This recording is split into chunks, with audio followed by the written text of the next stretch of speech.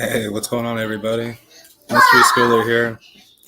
So sorry about earlier today. I got called into work and I didn't even get a chance to end the live stream because so busy. Got called in, had to rush over, but that's how it is, I guess. Thanks for being patient with me, everybody. Here with the whole family as usual. Today's topic is life from clay. Now, I first heard about life from clay in Genesis, but it's actually all over the world. Lots of myths. We're going to start with a little song. Thanks for being here, everybody. Let's jump right into it.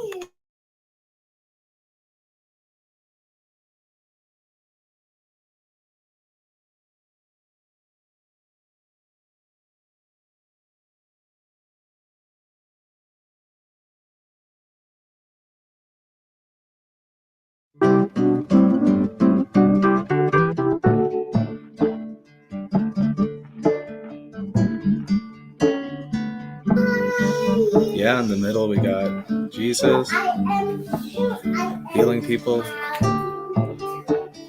We got on the right one depiction of Prometheus and Athena. Prometheus tasked with creating man as servants again, just like Enki. On the picture on the left is the same event, Prometheus again and Athena.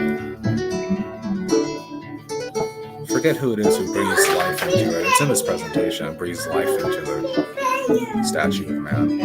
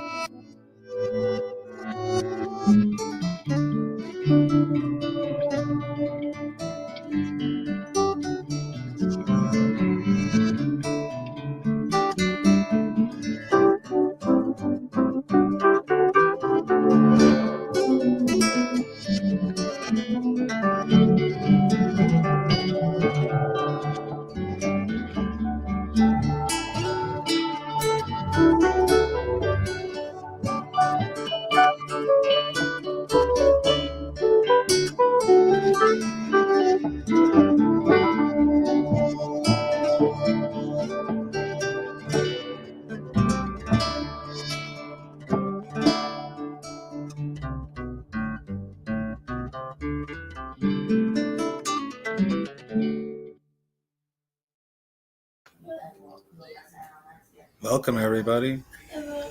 Hope you enjoyed that.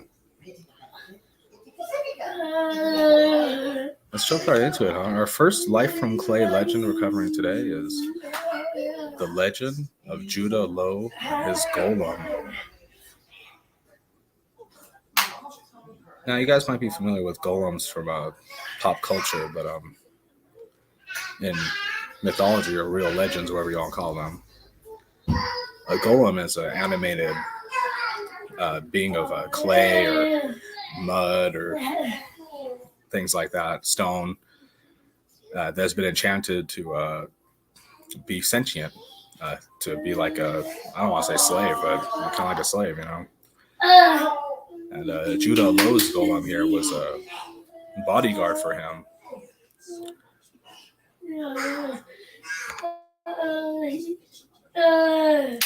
You guys ever hear this one, Judah Low? This one's a trip. This is nonfiction as usual, guys. I mean, it's mythology, it's a legend, but I consider this one nonfiction because, let's jump into it. There's statues of the guy.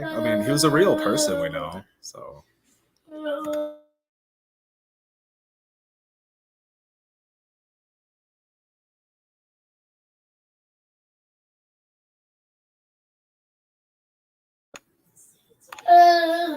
Judah Loew ben Bazel, also known as Rabbi Loew, the Maharal of Prague, was an important Talmudic scholar, Jewish mystic, and philosopher who for most of his life served as a leading rabbi in the cities of Mykolaiv in Moravia and Prague in Bohemia. Within the world of Torah and Talmudic scholarship, Loew is known for his works on Jewish philosophy and Jewish mysticism. There's his statue on the right, guys. I don't know if it was designed that way or what, but to me it looks like that thing suffered some meltage or something big time. But when I look at his statue, I see like Palpatine or something. I mean, he's made out to be like this saint kind of character, but I don't know, man. Kabbalah is pretty dark stuff, you know. He is also the subject of a 19th century legend, and this is today's topic, our first topic today. This is a deep presentation, guys. Don't go anywhere. We got Enki, we got Prometheus, we got Judah Loew, many, many other cultures with life from clay. So don't go anywhere. Now, he's the subject of a 19th century legend. He created the golem of Prague, an animate being fashioned from clay.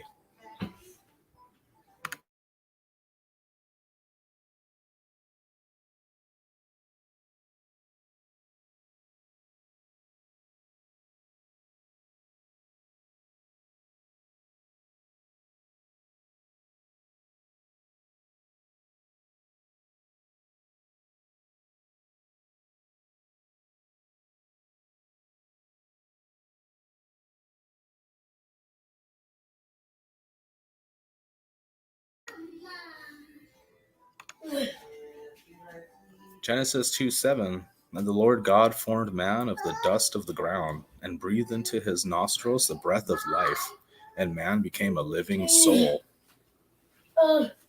Now, Judah Loew is said to have used mystical powers based on the esoteric knowledge of how God created Adam to create his golem. How interesting is that?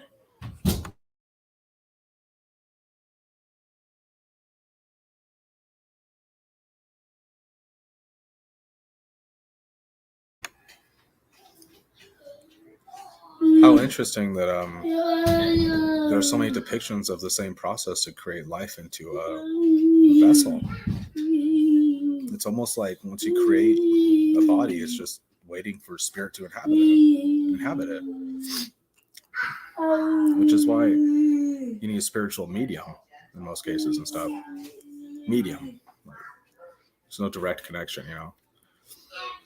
And I think that's like what the golem really serves to be, is like a medium, like a spirit. But somehow Judah Loew is able to control it, like almost like a form of technology. What do you guys think?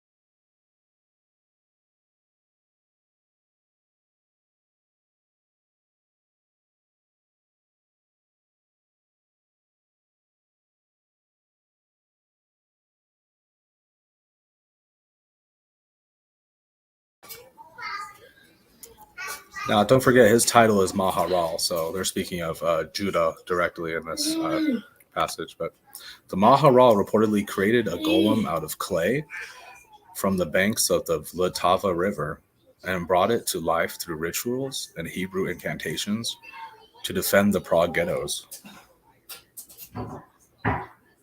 Now, he grew up in a time in history where the Romans were persecuting against them. Interesting part of history, guys. We're not going to get too much into it right now, but yeah, that's why he had his bodyguard. Yeah, it was well known in the town. He even had nicknames. The golem was called Yosef and was known as Yosel. It was said that he could make himself invisible and summon spirits from the dead. Wow, I mean, That sounds really unbelievable, but hey, there it is. Rabbi Lowe deactivated the golem on Friday evenings by removing the Shem. And I did a little more research on what it meant by Shem. And all I could really find is the word Nishema, which means breath. I thought that was interesting. Because otherwise, Shem is just a name. Yeah, you can check into that, guys. That's like a whole other topic on its own. But yeah, he removed the breath of it before the Sabbath began, so it wouldn't break the Sabbath on Saturday. Uh-oh. Wonder why he did that, huh? All right, ladies and gentlemen, we got Max Vision in the house. What's up, buddy? How are you doing today, John?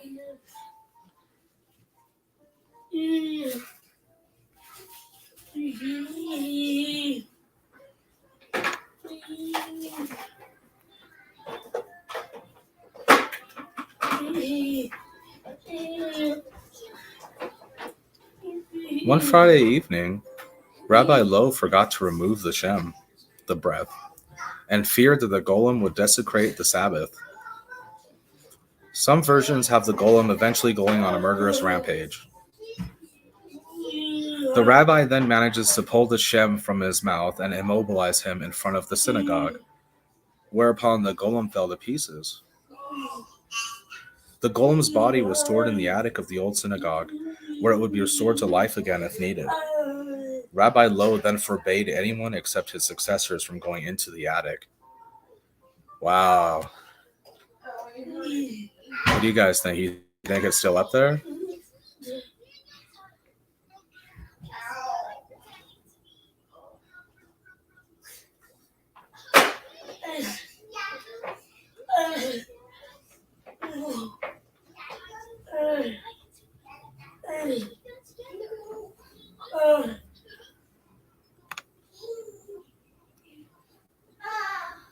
Oh, okay. So John's saying that John pulled up Hilul Hashem as a noun.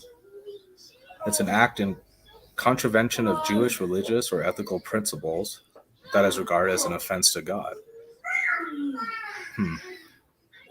So he forgot to remove the contravention of Jewish religious or ethical principles from the golem before the Sabbath. Yeah, possibly. I thought Nishem was probably more relevant to the story, but yeah, that's interesting, man. I'm not much of a linguist or anything like that, but I really do think their culture is really. It sounds to me like the Sith in Star Wars, and Snake talk in Harry Potter. Everything's like in the language.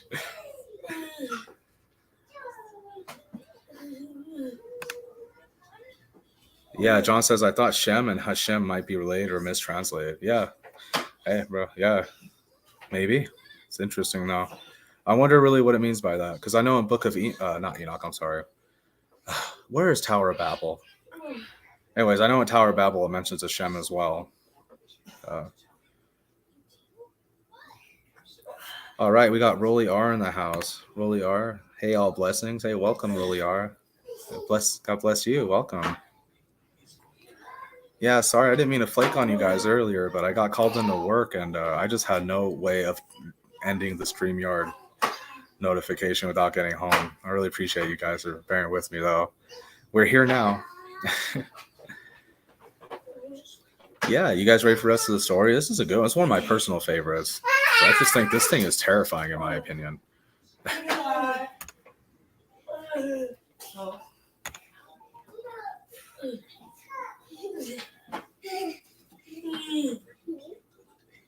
Now you see stuff like this in pop culture, and this stuff's inspired by the golems and stories like what we're reading today. You see stuff like this in World of Warcraft, Final Fantasy, games like that. I'm not sure where this one's from directly, but that was a cool picture.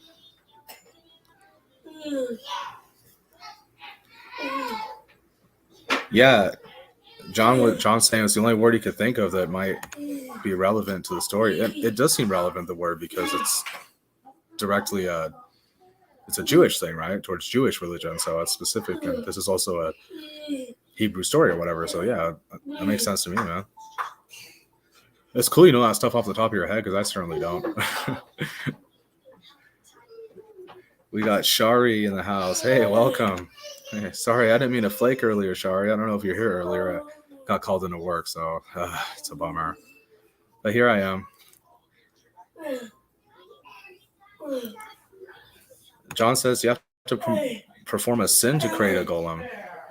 Well, it's interesting because we're going to cover it in a little while, but in the Enki story of creation of man, they kill a god and use his body to create the first living soul. And in my opinion, murder is like a sin. So yeah, I think so, possibly, yeah. And also a lot of the other mentions of life from clay involve mixing blood with the clay as well. So, and that would classify to me as blood magic, which would be a sin in my book too. I don't fuck with that stuff. But yeah, I guess that depends on your opinion though, with blood and stuff, because yeah. All right, we got Stupid in here. What's up, buddy? Good to see you, brother.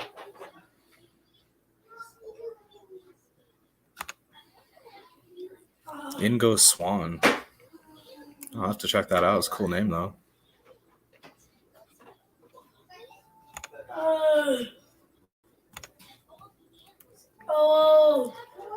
Now, this guy next up here is Rabbi Yechiel Landau. He's the successor of Rabbi Lowe. So this is the next guy to take his job, right, basically? He wanted to go up the steps of the attic because it's tradition when you become the Maharal to ascend the steps of the attic. But as we know from earlier, the previous Rabbi Lowe, forbade anybody from going up there because, the golem. So yeah, Rabbi Yechiel wanted to go up the steps to verify the tradition. He fasted, he immersed himself in a mikveh, he wrapped himself in a prayer shawl and started ascending the steps. At the top of the steps, he hesitated and then came immediately back down, trembling and frightened. He then reenacted Rabbi Lowe's original warning. Ooh. Oh, what do you guys think? You guys think he saw something up there? Do you think he's just a big scaredy cat? Or he just wanted to promote the story more to attract more fame to the synagogue? What do you guys think? Maybe all three?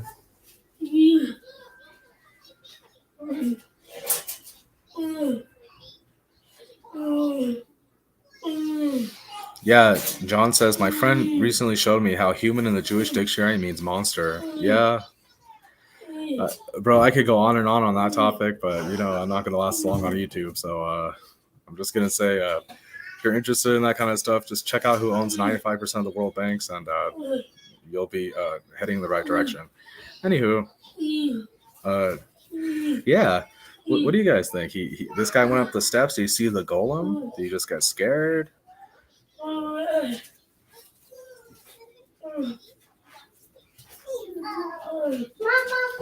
Yeah, they have a word for us. So.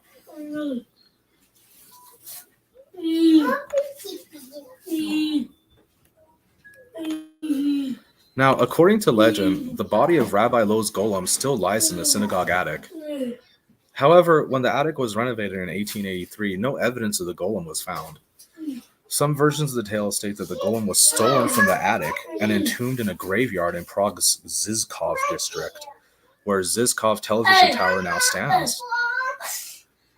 Anybody got a job at the Zizkov television tower? You can confirm this for us, or what? Come on, we need the inside info.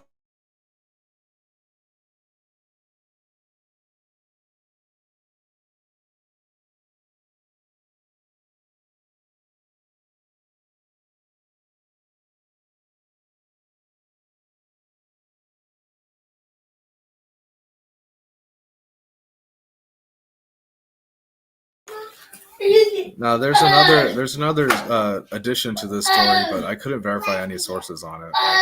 It said that a Nazi agent ascending to the synagogue attic died under mysterious circumstances, and the attic is not open to the general public. Yeah, what do you guys think, huh?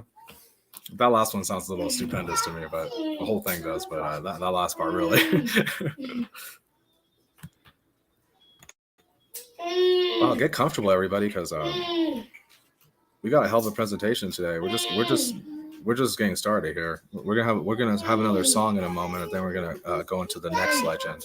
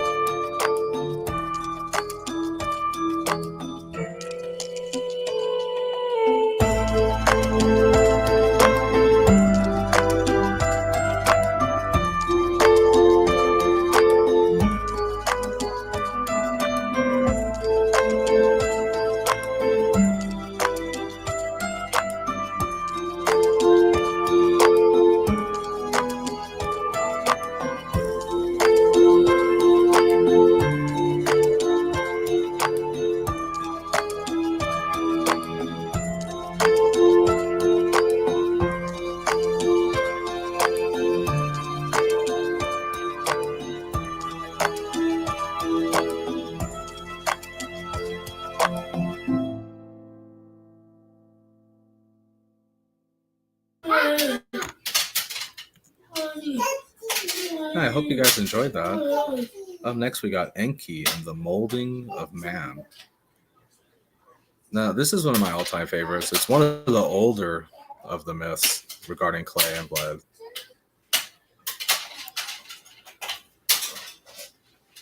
Now, Enki's an interesting character because his son is Thoth. So, everything we know from the Emerald Tablets about his father is it's like it reminds me a lot of Prometheus, and sometimes I wonder if they're the same being we're describing, Prometheus and Enki. You guys are going to see the similarities of the stories because we're going to do them back to back. First, we're doing Enki and the Molding of Man. In the Emerald Tablets, Enki mentions Atlantis. He mentions after the flood, he tells Thoth to go to Egypt and wake up the hairy barbarians to the west. He describes them. Those are Enki's words. So, yeah, these guys, they wake us, they help wake us up, you know? Yeah, it's interesting. It's like some people see them as fallen ones and they're just here to deceive us, which I understand. I understand why you might feel that way because the literature does seem to suggest that way. But at the same time, you read the things they tell us and it's like, they don't seem evil, you know? Like, where's the trick in, you know, seeking wisdom and like, where's the evil and all that stuff, you know? When I read the Emerald Tablets, I just don't feel like I'm reading something evil being tricksters trying to deceive me with what, you know? I don't know, but I could be wrong. Yeah, Max Vision says, I've seen two brothers in many stories. Yeah, and it's this warring of two factions. It's like a recurring theme big time. And we got the Olympians and the Titans. We got the Asgardians and the Vanir. We have Satan and God's angels. You know, the Watchers, the Fallen Ones, and God's angels. Abrahamic religions. And many more. We're gonna cover them, guys. Don't worry. This is an extensive presentation.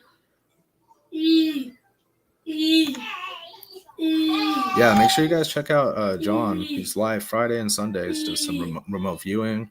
Even if you're not really into that stuff, it's a really good chat regardless. So I definitely have no talent for that kind of stuff, but it is fun to guess.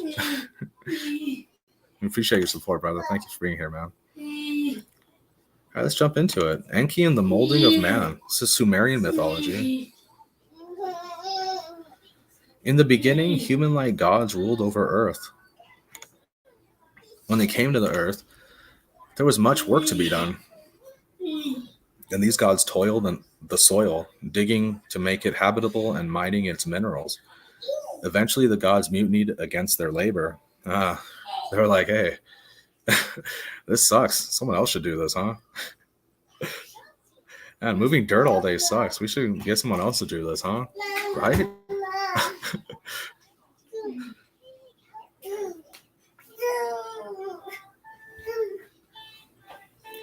Now, Anu, the god of the gods, which is also a recurring theme.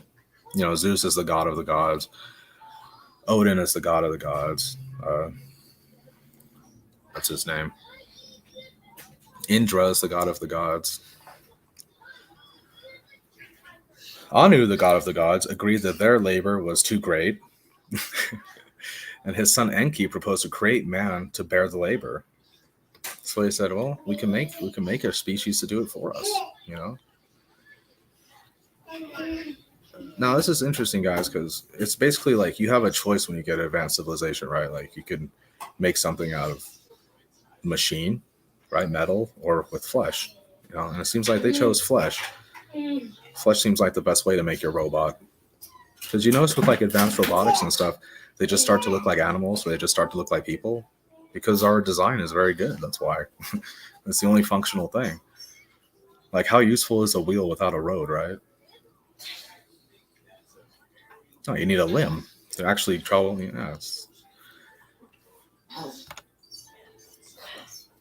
His son Enki proposed to create man to bear the labor, and so, with the help of his sister Ninki, he did. A god was put to death. That god's name is Kingshi, something like that. And his body and blood was mixed with clay. Just like the golem, guys. Just like Rabbi Lowe's golem, the same process described. And just like Adam as well. A god was put to death, and his body and blood was mixed with clay. From that material, the first human being was created in likeness to the gods. Sound familiar, guys? Creating man in his image. First human being creating likeness in their likeness. I think we're seeing the same story, just different tongue, different perspective, different setting. Yeah. You have slaughtered a god together. With his personality, I have removed your heavy work. I have imposed your toil on man. That actually explains a lot, doesn't it, guys? In the clay, God and man shall be bound to a unity brought together, so that to the end of days, the flesh and the soul, which in a god have ripened, that soul in a blood kinship be bound. Wow. I love this stuff, guys. I love it. Love it. It's like poetry mixed with like badass fantasy settings with these freaking powerful beings. And it's just so cool.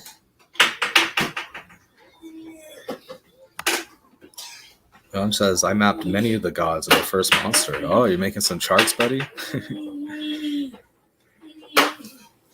Yeah, what would be the first monster? Gaia's children with Uranus, maybe?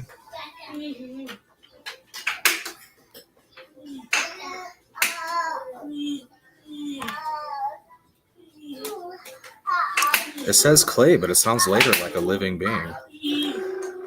Yeah, you know, and that's interesting, bro, because you know, if you really look at flesh and like, you know, poop and stuff, it's very clay-like. We're very clay. Flesh is very clay-like.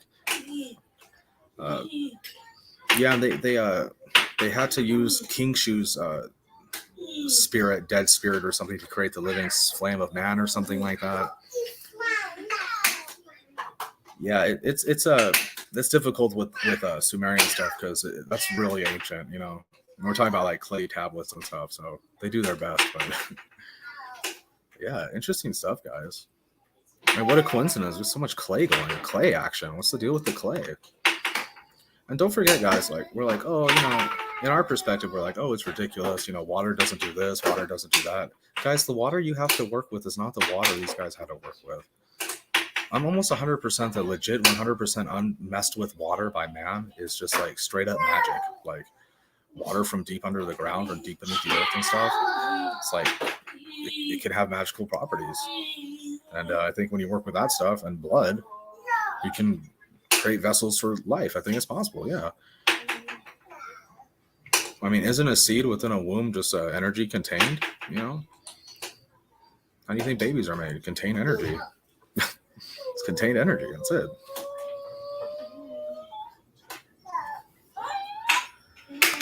Yeah, and Max touches on a good point here. I believe mud fossils. So to me, the clay is literally skin. Yes, brother. Yes. And you're gonna see. I'm glad you're here, John, because you're gonna like this one, brother. We're gonna keep going. We got a ton of stuff with clay actually being affiliated with skin directly. I think that might be the Maori mythology. Yeah, he says, but I think they mess with our ancestors. And I think you might be right, brother, like possible genetic modification. So, I mean, if you just did something small, like look at the visible spectrum, for example. Look how small the visible spectrum is within the electromagnetic spectrum. The electromagnetic spectrum is this huge range, you know, of energy and stuff. And the visible spectrum is a tiny fraction of it. You know, and people are like, I can't see it. It ain't there. It's like, bro, what you can even perceive is a tiny bit of what exists around you. That's like just so stupid. Hey, Robert Page, welcome, brother. Yeah, the petrified titans and the mud fossil stuff is getting pretty popular. I mean, I think it's interesting. I think it could be totally legit too. It's consistent with mythology, which is where I line up with a lot of this stuff because I read mythology and legend and stuff as with truth. You know, like it's true. It's just when it gets crazy and ridiculous, it's like, oh, it's probably mistranslated. You know. All right, we got Robert Page in the house. Hey, welcome. I almost called you Robert Plant there for a second. I think I was thinking Jimmy Page. I got Robert Page. Yeah, confused there. What's up, brother? Thanks for being here, man. Yeah, what do you guys think? Because I'm Christian at heart, but I'm just starting to realize that the Bible is just like a later telling of these stories anyways. I will make that declaration because the flood myth is worldwide. How could that possibly be if it was just fiction, you know? So anyways, the first man is Odapa, the first human. Later, Enki has a close relationship. So, you know, we got kind of a creator, you know, a pet owner-pet relationship going here. But he treated him with respect, you know. He made him the first of the 7 sages, 7 wise men, or Abgulu. If Enki did not love his creation so much, there would be no human race. In this way, he is a savior creator of man, very similar to Prometheus in Greek mythology. Yeah, later in the story, once they're done mining the planet, Enlil and the rest of the gods, or whatever you want to call them, decide to kill us because they're done with the work, you know? Okay, we're finished with the work, kill the slave kind of thing. And if it wasn't for Enki sticking up for us and choosing not to end us completely by helping Adam get on the ark, basically, we wouldn't be here today. So yeah, I thought that was an interesting take on the story, you know, because we've heard the flood story so many times from the Bible, you know, but a lot of people don't get to the Sumerian stuff because, you know, who wants to translate a clay tablet or read someone's translations as a clay tablet, right? That's what I try to do here is bring it to you guys, you know, in a somewhat coherent fashion.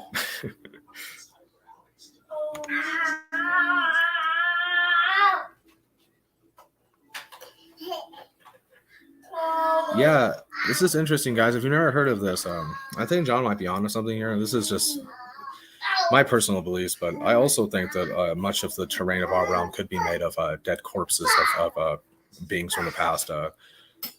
Giant humans, humanoids, giant. What do you all call them? Dinosaurs, dragons. What the same? I mean, people are like dragons aren't real, but then they'll talk about dinosaurs all day. It's like, bro, what's the difference? A dinosaur's not a dragon. It's just a giant scaled reptile. Oh, it doesn't breathe fire. It just shoots acid out of its mouth. Oh, okay. What? Like what? You guys are describing the same thing. Like that's how I see that stuff. You know. Like,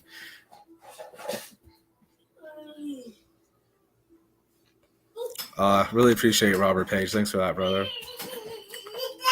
Yeah, I just started a new job, so I'm not going to be as available to post as often, but I'm still going to make an effort to post at least twice a week. I'm going to try to have 2 presentations ready because this is what I enjoy doing. And if I let the job beat me down and let me not do what I enjoy, or the kids in the background noise keep me from doing what I want to do, I'll just never get to do it. So I'm just doing it. Thanks for being here, everybody.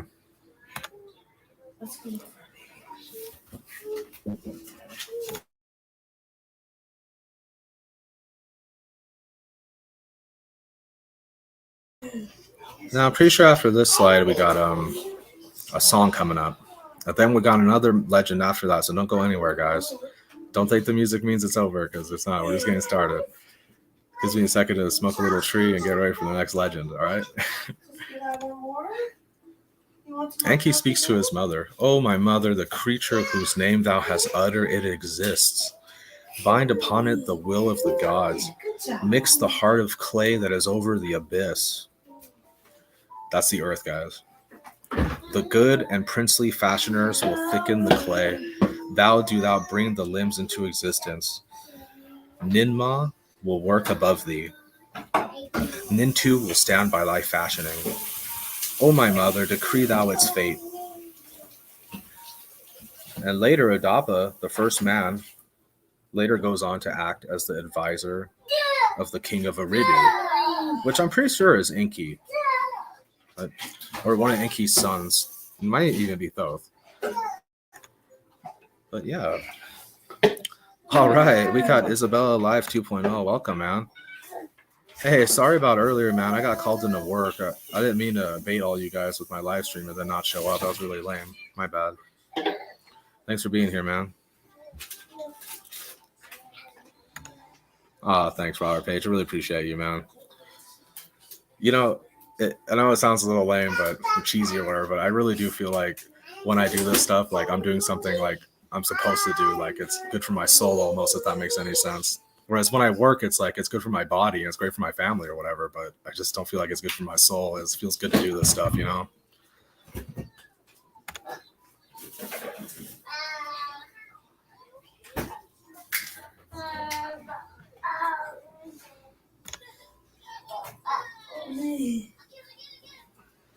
Yep, love between the Lord and someone. When the prayers go up, the blessings come down, my friend. Yeah, so Adapa here, if you get into the Sumerian myth, you'll notice that some of his tales of getting dragged around in the heavenly realms, it really sounds a lot like Enoch. I'm not going to say that Adapa is Enoch, because I don't think he is, but it really sounds like they got taken to the same realm. Yeah, therapy session. Exactly, Robert. There you go. Yeah, there you go. Thank you. Yeah, it's a little therapy session for me. I'm going to get you your chocolate milks first, and then when you're done that, I'll feed you. That's okay, Mama. No, I'm getting you chocolate milk.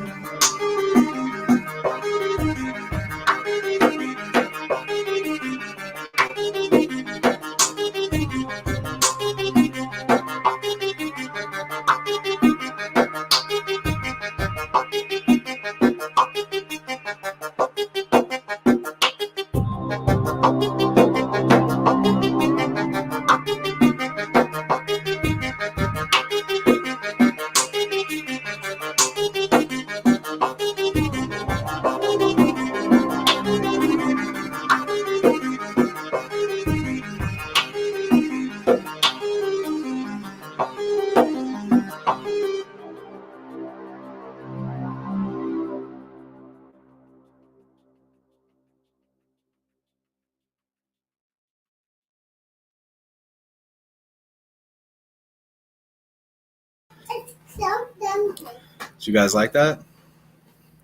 Yeah. I like the light from clay. Guy in the top right corner there.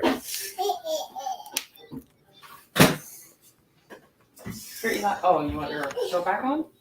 Up next, we got Prometheus and the molding of I'll turn man. it back on.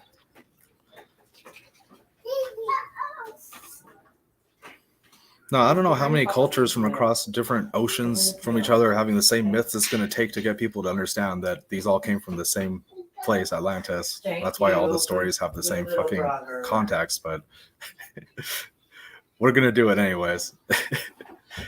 Now we got Prometheus and the molding of man.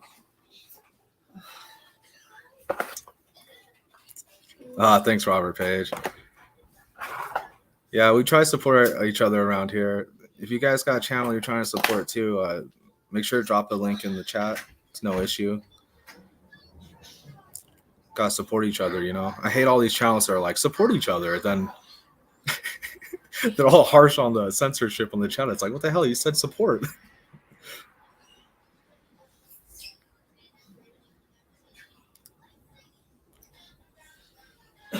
Yeah, Prometheus takes fire for us.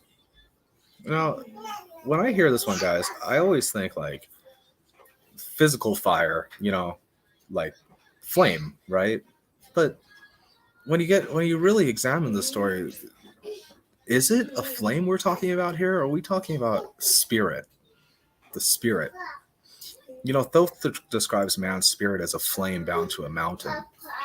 You know, the ancients in antiquity, a flame would often be, you know, symbolic of a spirit too. You know, like Ares.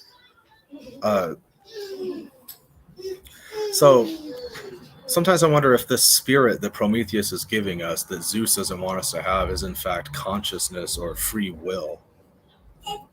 Or what do you guys think? Or do you think it's the literal flame? Or is it how to use the flame to work metals and things like that? Or is it the knowledge of how to work, you know, make technology out of the flame? Is that the part that's supposed to be forbidden? What do you guys think? Because I know we were kind of stupid back in the day, but I don't think we needed Prometheus's help to find fire. I mean, right? Come on. So if he was showing us anything, I think he'd be showing us that would be forbidden. It would be like, you know, blacksmithing and that kind of stuff. You know, making weapons, you know, war, forging weapons for war, things like that.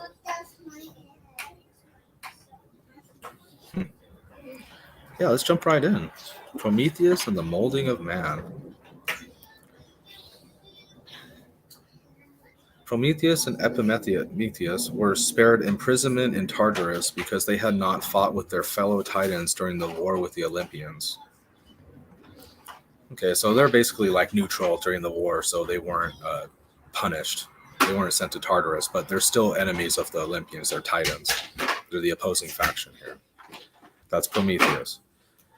So they were given the task of creating man. Prometheus shaped man out of mud, and Athena breathed life into the clay figure. Prometheus had assigned Epimetheus the task of giving the creatures of the earth their various qualities, such as swiftness, cunning, strength, fur, and wings. Unfortunately, by the time he had got to man, Epimetheus had given all the good qualities out, and there were none left for man. Yeah, that explains a lot, guys. I mean, yeah, we're top of the food chain once we have a spear or something and some fire or something, right? But until then, we're kind of low down there. So Prometheus decided to make man stand upright as the gods did, and to give them fire. That's interesting, the distinction here of making man stand upright, as if like that's a unique thing, you know? Like our anatomy of being bipedal is what separates us from the animalistic qualities or something. You know, I thought that was interesting. Kind of reminds me of the opposable thumb thing. So Prometheus decided to make man stand upright as the gods did, and to give them fire. Now, see, this is what I'm talking about, guys. Do you think that in this context he was like, okay, and they stand upright, and then he handed us a torch, like before we're even alive or whatever? No. Gave them fire. He gave them spirit. He gave them life. That's what I think. He gave us consciousness, free will. You know, they wanted to do something different when they made mankind.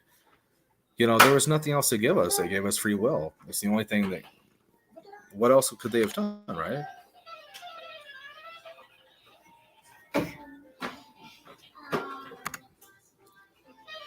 Jeremiah was a bullfrog. Was a good friend of mine. Never understood a single word he said. By your block. Something, wine, mighty fine wine. Over there. Maybe flame was some sort of supernatural power performed by the ones who knew how to harness the energy, maybe. Yeah, you know, Robert, you ever hear of Robert Seffer's work? I think his channel used to be called Atlantean Gardens, but he's an anthropologist and an author. But he talks about Vril, V-R-I-L. I don't know if you ever heard of Vril, but it kind of reminds me of that shit, you know? Oh, here we go, John, with the lyrics, with the fact checking lyrics here. Thank you, brother. Appreciate you for that. We got John singing backups over here. I was born in '89, guys, so give me credit, all right? I think I knew quite a bit of it, given the circumstances.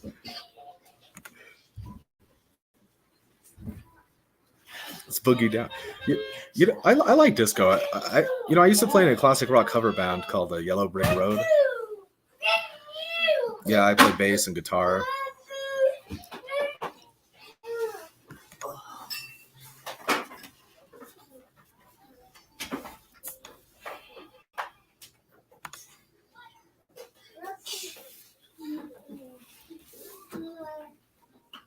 Robert is a fool. He just did a live DNA test. What sort of dummy does that? Is that a thing? You mean live DNA? Live. What does it matter if it's live or not? Isn't the result the same? Or I'm confused.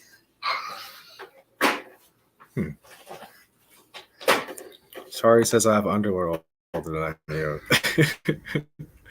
I just turned 33. You know, I always end up making friends with people that are about 15, 20 years older than me. It's weird. I don't know. I just never really got along with the generation so much. I don't know. It's strange. I like the music more. I think that might be it.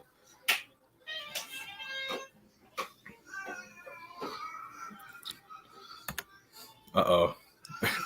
John's calling out, Shari. You should have underwear that old. Come on now.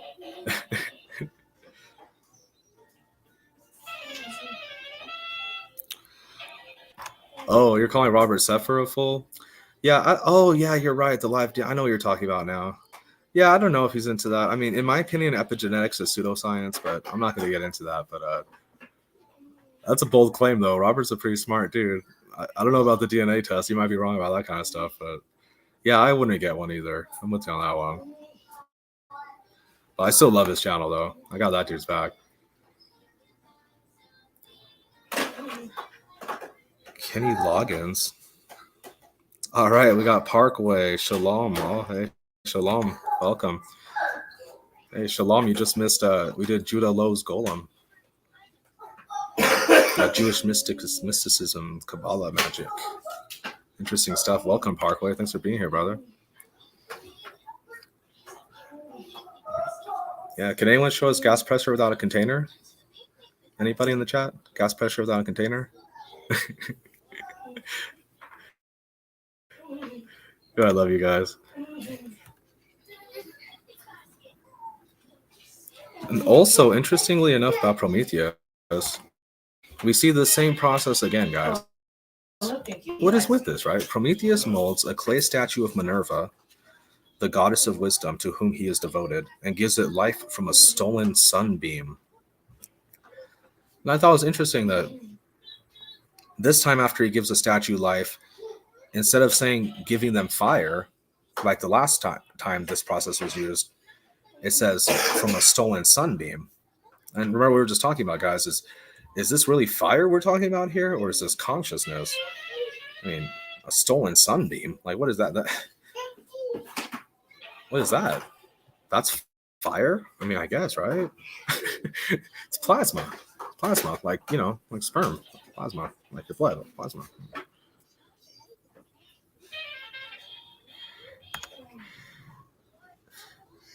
Hey, demonstrably so, buddy. Yep. Sea level. We call it sea level for a reason, right?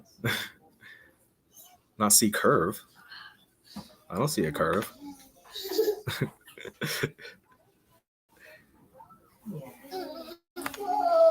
Drinking wine with Lucifer. No. He doesn't need more. Yeah, that's okay.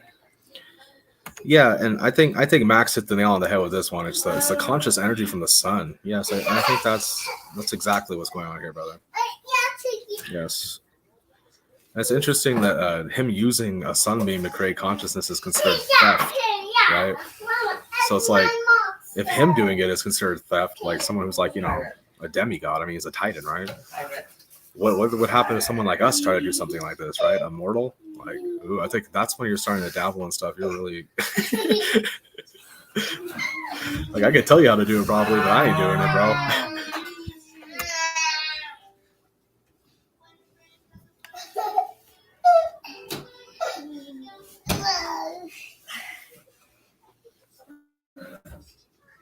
A stolen sunbeam, what the fuck, right?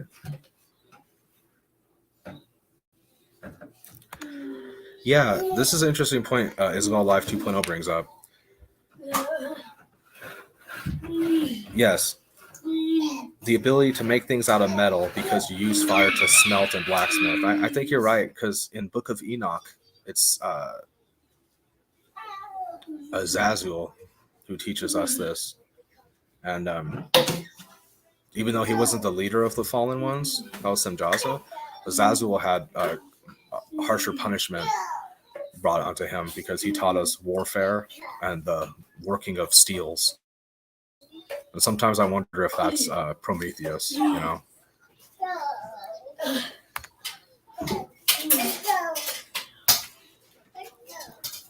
Enlightenment in the portraits. You always have that beam of light coming down onto the Virgin's temple, or the character offering up the prayers.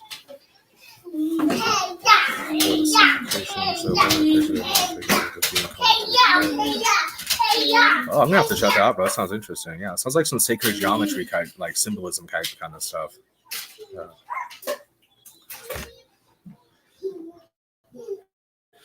Yeah, that's interesting. Who is the sunbeam stolen from? Because Zeus is the one who gets angry at Prometheus for doing this. So is it Zeus's sunbeam? Because I'm pretty sure that would be like, you know, Helios's sunbeam. You know, which is Helios, which is Jesus, you know, the sun god. Yeah, like people don't realize that like Christian beliefs are like a pagan, heliocentric, fucking crazy Greek shit like this. But that's a whole other subject for a whole other day. But I still love it.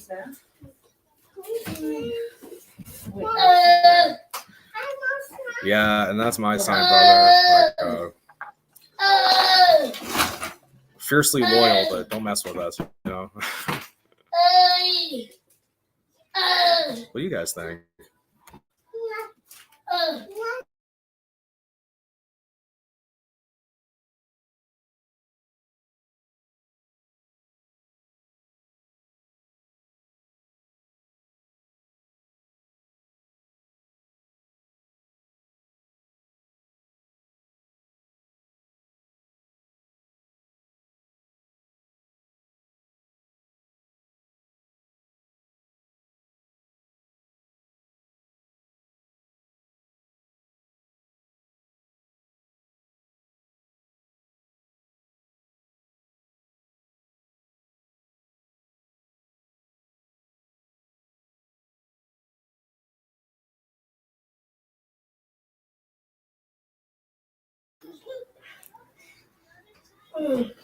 Yeah, Shari, everyone check your wallets and pocketbooks. See who's missing a sunbeam. Yeah. Well, shoot, it's a punishable offense.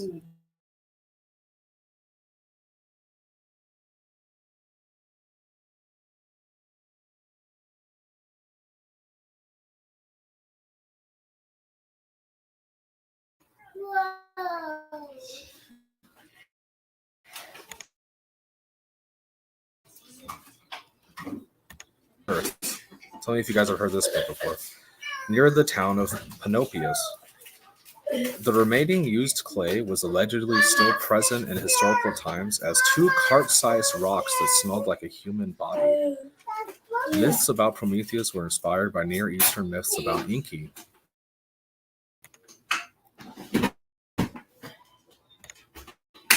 So these are, but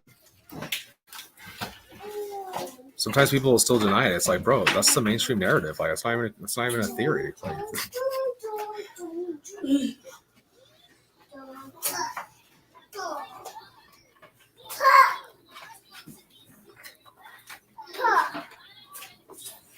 what do you guys think? Was Prometheus out of line by giving us consciousness, by giving us free will? I mean, it sounds like it's a good thing what he did because, like, it's great. Obviously, we want free will, right? It's great to be free, but at the same time, look at mankind. Look at this fucking mess, right? Like, is this good? I don't know. Like, if we could free ourselves from our oppressive governments or something like that, but until then, it's just like not cool, Like, maybe there's a reason you were supposed to do this shit, It's like Prometheus is tasked with creating man in the same way that Enki is tasked with creating man, right? And they're both people both claim them to be fallen ones. Are these the Watchers? Are the Greek gods the Watchers, the fallen ones?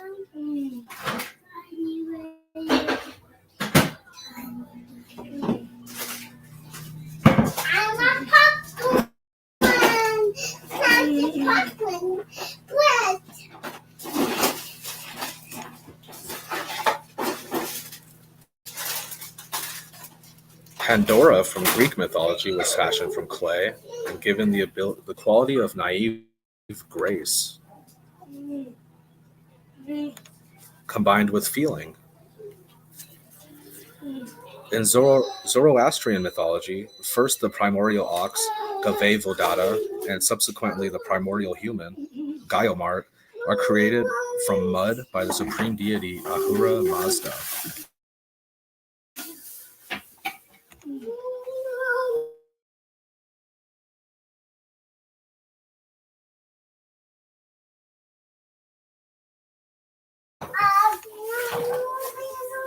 Yeah, Robert Page says, are the Watchers and the Overseers the same? Yeah, I think that might be the case, brother. I'm not sure. I'm pretty sure in Book of Enoch it refers to them as the Watchers. I'm starting to wonder if it's like the Overseers are like the managers of the Watchers or something. I don't know. But yeah, after the Watchers chose to come down here, that's when they became the Fallen, I know God was outraged because they chose to come down here instead of, their heavenly abode or whatever. And it was also said that they wanted to come down here and have sons because that's supposed to be for man. They don't have sons because they're immortal up there and stuff. You don't enter the kingdom of God by being born. So in Book of Enoch, he actually makes a petition. The fallen ones are sad because they realize they're in big trouble, and they ask Enoch to create a petition for them to go to God and say, "Can you get us out of trouble, please? Because we messed up." They realized they messed up really bad. God said no. Basically, they were not allowed back up once they came down. So yeah, that's a really interesting topic, though. I'm for sure going to do the Book of Enoch at some point. That's one of my favorites. I touch on it in other stuff, but yeah, it definitely deserves its own video.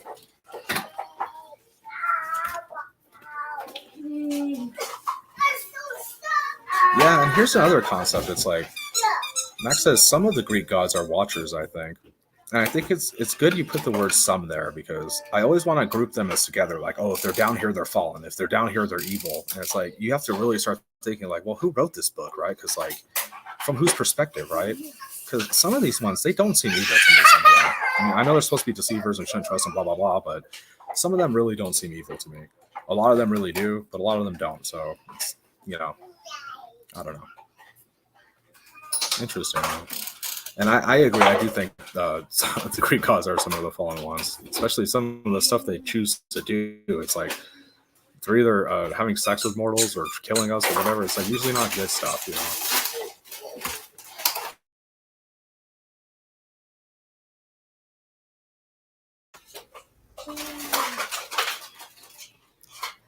This is another good topic for another video. I think of Gilgamesh.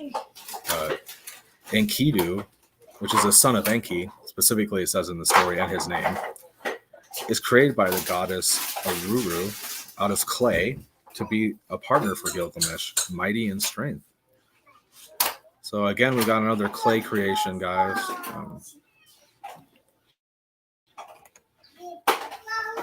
Interesting. Like, what's the truth behind this? What is can you create life from clay? And I'm pretty sure it's you need blood. A lot of these things mention blood. I'm not messing with this stuff. That sounds creepy as hell. I'm already afraid of regular dolls, let alone dolls made of blood and stuff. So I'm good. But all right, everybody, we got Truth Loops in the house. Welcome, brother. Everybody say hi to Truth Loops. OG.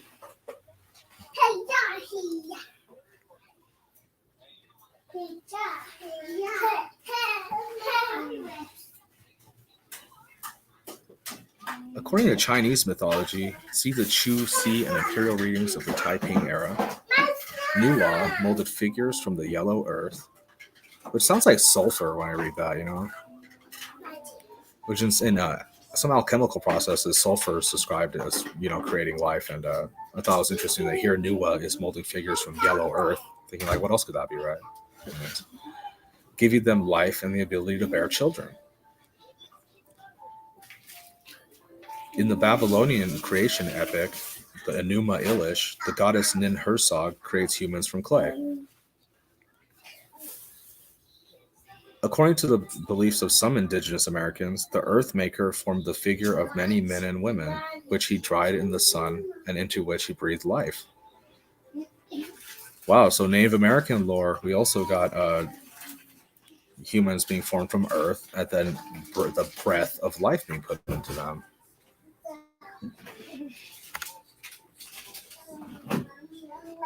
You know what's funny about that, Shari, is I had Chinese food a few days ago, and it was right after I got this latest position. I got another job, and I got a good promotion, a pay raise, and the fortune cookie said, you'll be financially stable soon. I was like, what the hell? That's weird. Mind your business, fortune cookie, right?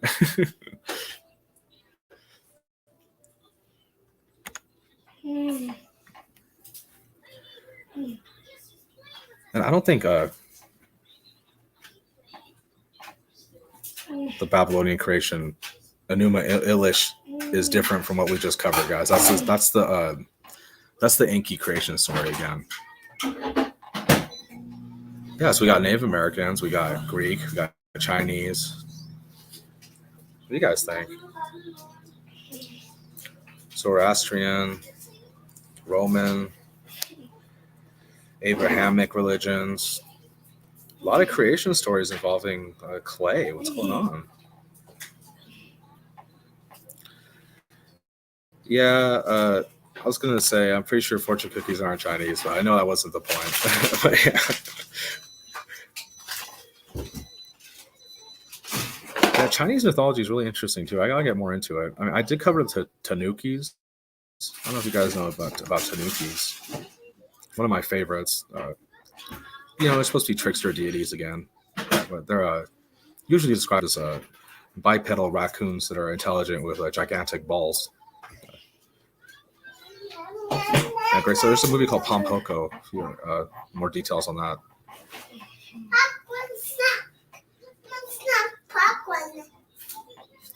Oh yes, John. I'm glad you brought that up, man. I always forget. That's one I definitely want to cover soon. Is the Book of Giants? Yeah.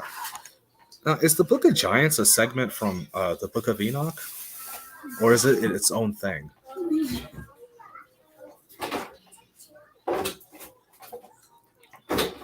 Because I'm wondering if I should include that in my Enoch presentation I'm going to start working on. Oh, and our next video is going to be the electromagnetic zodiac, but I'm going to title it Electric Zodiac so people click on it.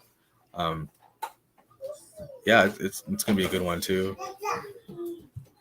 It's going to be a more science-based presentation. So, usually we cover mythology and myth and legend and stuff, but do a little more science-heavy next Mystery Chat 15.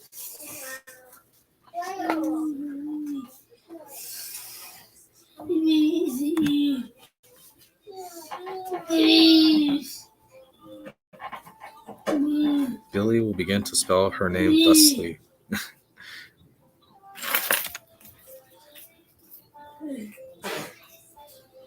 The Book of Giants is part of the whole story. Oh, okay, yeah.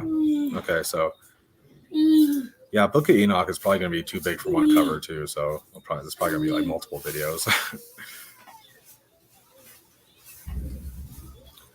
Thank you. That's the word I was looking for. Thank you. Dead Sea Scrolls. Yes.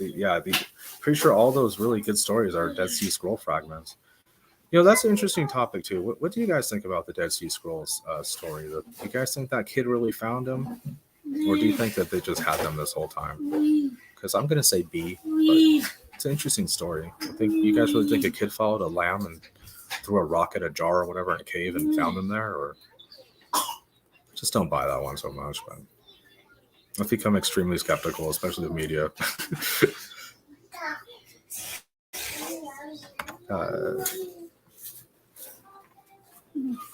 From the Book of Old, I thought from OG's Book of Kings. Book of Kings. It's Bible, right?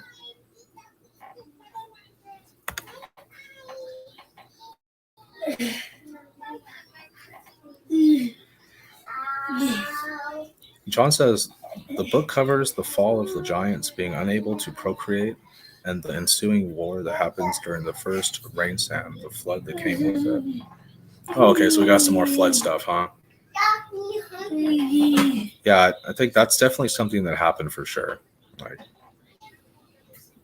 I know it's customary to not give our ancestors any benefit of the doubt of literally anything, but it seems like there was a worldwide flood. Like that seems pretty consistent.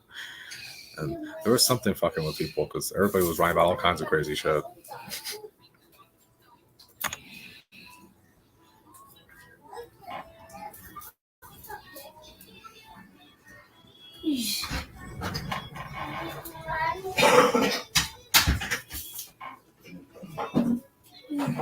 Oh yeah, I know the Dead Sea Scrolls are verified. I was just saying if the origin story is true of how they found it, because they say some kid found them recently, or like 20 years ago or something. I don't know. Yeah, some kid found them in a cave or something through a rock or something. Yeah, I know the story. I believe the story. Just like any other mythology. The Maori people believe that Tane, Mahuta, god of the forest, created the first woman out of clay and breathed life into her. Interesting, guys. So we got the Maori people. So, but like New Zealand shit. So,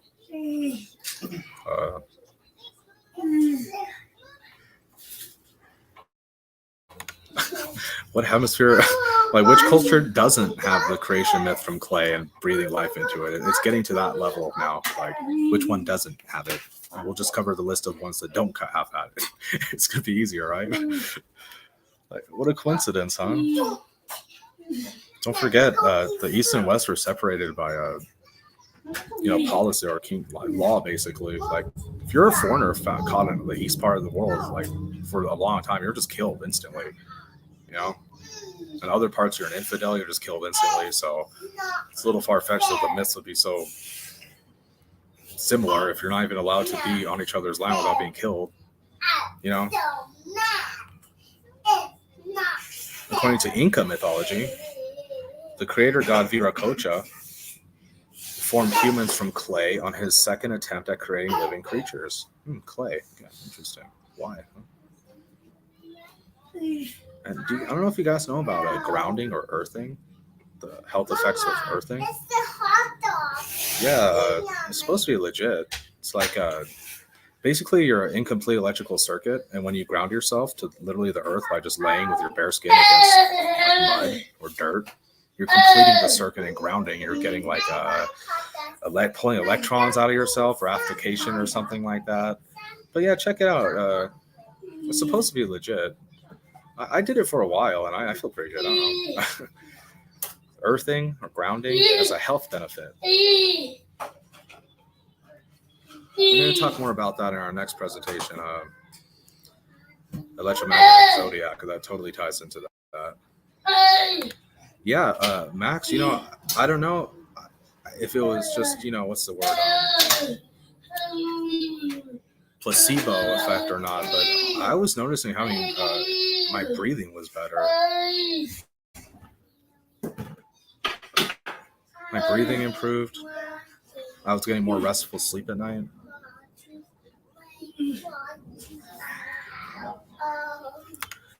Yeah, Max, I believe this 100%, brother. Like, each story contains a clue to help us solidify our true history. Like, I'm sorry, guys. Even the experts will tell you that the mainstream historical narrative is mainly guesswork, and which means we're just as entitled to interpret it as anybody else is, and that includes the powers that be. And you're not getting any answers from any mainstream academia. So I would look into mythology because it's just more of a convenient classification for things that would be classified as supernatural that are historical. That's how I look at it.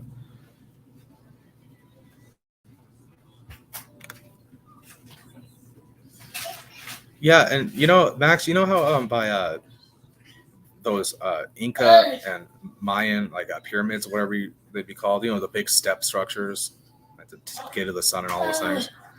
They find these holes in the ground, and it just looks like an empty hot tub, right? And there's lots of them. And people are like, what are they for? And I'm like, man, were they just earthing? I think our ancestors knew about earthing and how healthy it really is for you,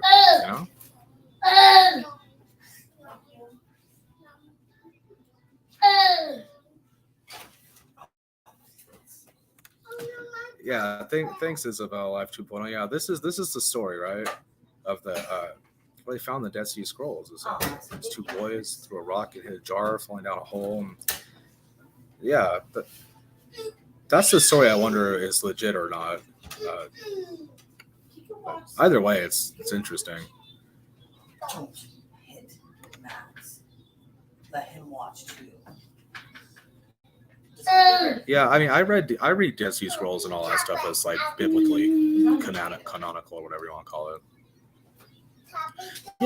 Yeah, thank you. Big ancient mud baths, yeah, and it's we scoff at our ancestors, rolling around in the mud, freaking animals, right? Blah blah blah, dude. They're so much smarter than we realize. Shouldn't the architecture tell you? That's the smoking gun for me, guys. The architecture of these that coincide with the writings, the time periods of these writings, is magnificent. And we're supposed to believe at the same time they build such magnificent architecture, but all of their writings are just purely fictional nonsense. What the fuck? So are they advanced or not? No, they're not advanced. They just roll around in the mud for fun. But they also built this gigantic megalithic structure over here that is aligned true north with constellations. And interesting. And then they roll around in mud, right? Okay. What the fuck?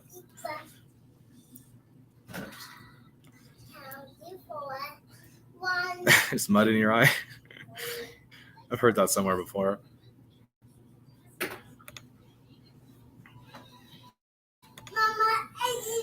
Yeah, in Norse culture, humans are made from sand and tree trunks.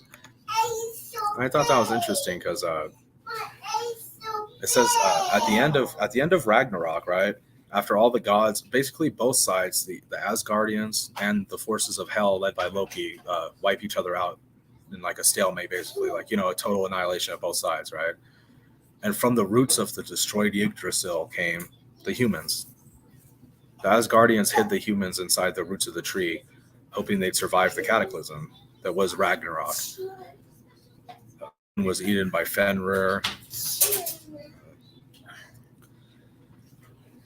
Thor and Jormungandr, the world serpent, killed each other in a stalemate, or whatever you want to call it. Yeah, I think Thor killed the serpent, but its poisonous pockets opened up and killed him as a result. So yeah, you know, one of those.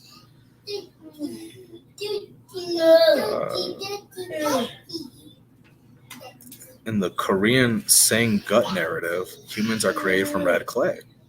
So now we got Korea too, guys. Add it to the coincidence pile. Who wants to be in charge of the coincidence pile tonight? Because whoever's in charge of the coincidence pile tonight's in for a lot of work, because we got a lot of them, as usual. And that's my goal, guys. Is I don't belong to any church, like, specifically or anything like that. I am religious, but I don't have an agenda or a motive with this stuff. I just analyze all of it and try to compile it as best I can in a way that makes sense. And when I see this stuff, I'm like, man, we're looking at the same story. I know I'm a broken record, but we're looking at the same story. It's just told in a different perspective, a different tongue, and then the telephone effect. So between those three things, it's different enough to present the narrative that they came from different sources. But if you really have a comprehensive understanding of the stories, you'll realize that, no, there's just no way. How do they all have a worldwide flood myth that's just based on pure legend or whatever that didn't actually happen? I don't know. You know, how does everybody have a clay creation myth if there's no truth behind it? They all have it. What the hell? Am I tripping or something? Please. Somebody throw me a bone here.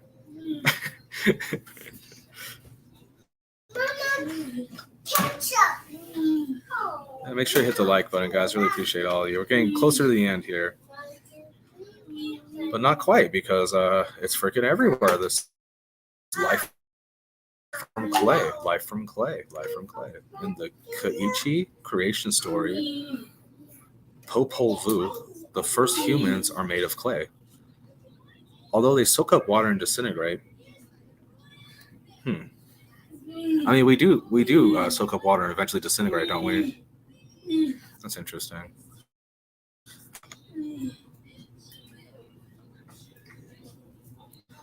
All right, we got South 49ers Sports Nation in the house. Welcome, buddy. Yeah, make sure you guys all check out this channel, like and subscribe. He's live often. If you're into sports, he's really into football and stuff, but they're cool. They'll talk to you about just about anything, because I don't know anything about sports, and I'll go over there and talk to them sometimes, and they're cool. So if you guys like to chat, check out this channel here. Yeah, and I agree with Isabella here. It's like, okay, scientifically it makes sense. You know,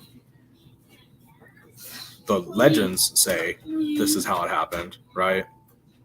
The religions say this is how it happened, right? The myths, whatever, say the folklore, blah, blah, blah. The science is consistent. But then it's like, oh, they're myths. It's legend. What the hell, right? I think we really threw the baby out with the bathwater when it comes to mythology and legends and things like that. I think the biggest mistake we make is assuming our ancestors were stupid. I think they really were a lot more advanced than they want us to believe. And I think they'd rather you believe that it's an ancient alien than advanced people, because, you know, it's the wrong direction. As long as it's the wrong direction, or I don't know, in my opinion it is. I guess that depends if you consider these gods or whatever aliens or not, because they're not from here, so I guess in that sense they're aliens, but these big-headed gray things running around creating us, I don't know, I don't buy it. And Robert Page named his dog Carbon. Well, it's true. What kind of dog you got?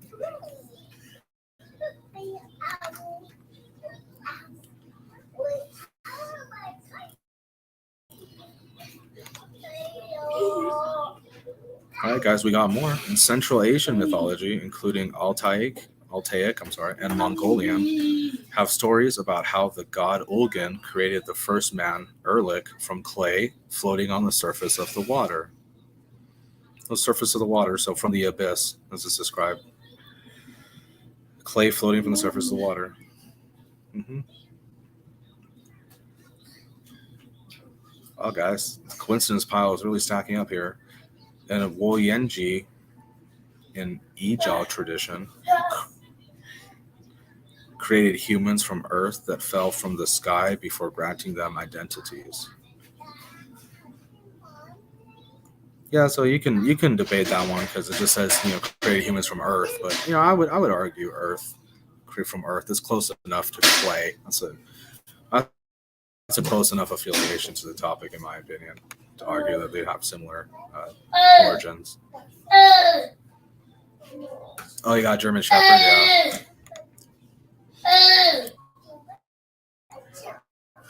My best friend got a German Shepherd. They're such awesome dogs.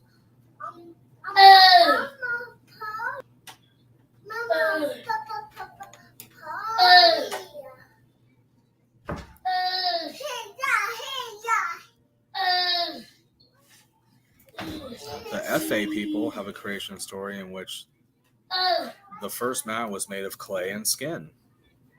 Now, who was talking about clay and skin earlier? Was it Isabella Life 2.0? Yeah, the FA people, right here, made from clay and skin. The affiliation with clay and skin is very interesting. I mean, just tell me it isn't like clay flesh, It can even be molded. What do you think flexibility is, right? Your flex can be molded. If you stretch in these crazy positions every day, eventually you'll be some guru at stretching. You'll be able to do stretch in ways that other people couldn't possibly do. It's malleable or malleable, whatever the fuck it's called.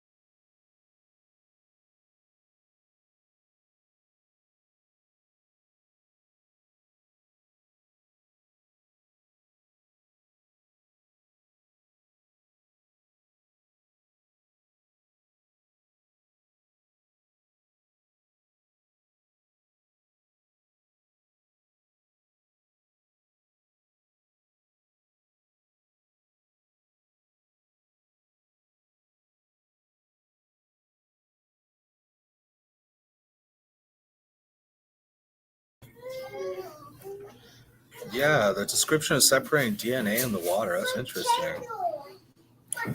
Because what is DNA, right? It's an acid. DNA is an acid. And water when it's non-alcoholic, water can be very much like a base. And you know what happens when you balance acid and a base? You have salt. And the alchemists say that salt is one of the elements to create life. So you put acid over water, DNA and water, balances out, you got salt. You can get salt, potentially. Interesting stuff, man. I'm not a chemist or anything, but I do study a lot. I'm one of those people, I could have a pretty pretty good conversation with a lot of different subjects and get pretty far with them, but I'm don't have a PhD in any subject, you get what I'm saying? I'm very YouTube savvy. I saw a meme the other day. It said, "Congratulations on completing your 1,500 hours of YouTube training. You now have more knowledge than most college graduates," or something stupid. It was funny.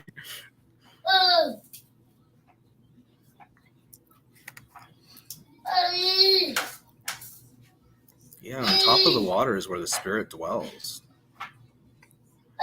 Great stuff. You know, guys, this is our last slide, but you know, we got 5 watching. I think we got a pretty good chat going. I'm just going to start the presentation over. You guys down? My autistic son's screaming in the background really loud, but other than that, I'm ready to go.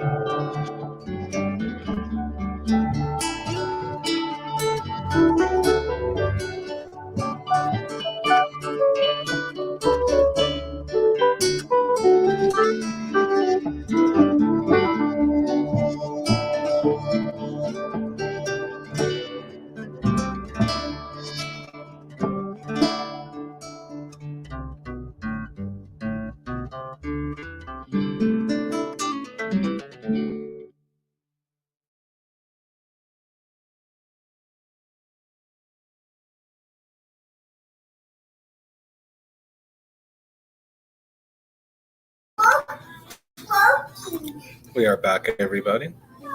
Hope you guys enjoyed that. Oh, the audio's a little loud? Okay, I'll turn it down. Thanks for that, buddy.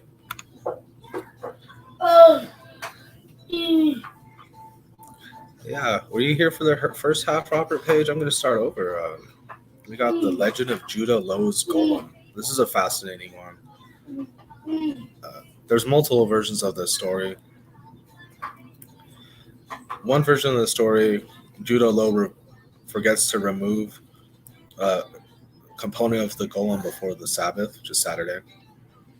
And it goes on a murderous rampage. And then he has to disassemble the golem in front of everybody, in front of the synagogue. And another version of the story, the golem falls in love. and he's denied love because he's a giant golem monster thing. And then he goes on a murderous rampage, and then he has to get disassembled, naturally.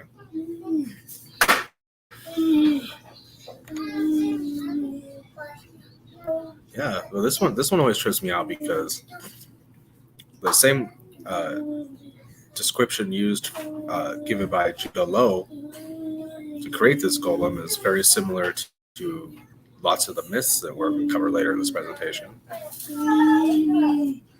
I mean, it just keeps going and going, guys. Life from clay everywhere.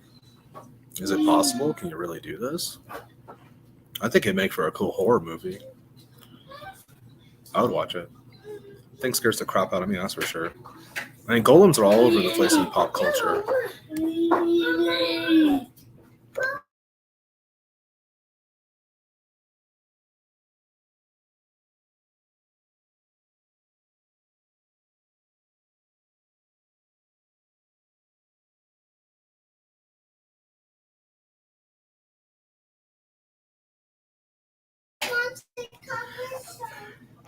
All right, Robert Page, I'm going to try to do this right off the cuff. How did you acquire an elevation angle from a curved adjacent? How did you require an elevation angle from a curved adjacent? Is that it?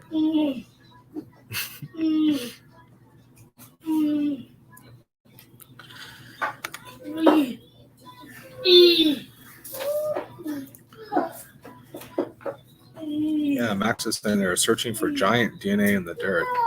Yeah, it doesn't surprise me at all if we're talking about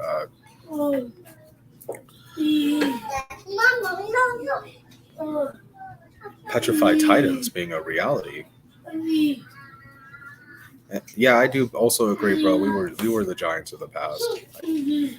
Perhaps something in the environment changed where we got smaller, where everything got smaller. Sometimes I wonder if it's just the UV levels, like if the UV level becomes survivable or not. Like maybe it's really high now, Maybe sometimes it's really, really, really low, the UV level, and it sustains higher life in the environment. I don't know. It's interesting. I do think that's true, though. We were the bigger, it's like we stepped down. The Atlantis tale, it's that we stepped down in consciousness or whatever. I think that's Madame Blavatsky or something like that, the Atlantis story. Also Homer and the Iliad and all that, but you know what I mean. Thank you. Baby.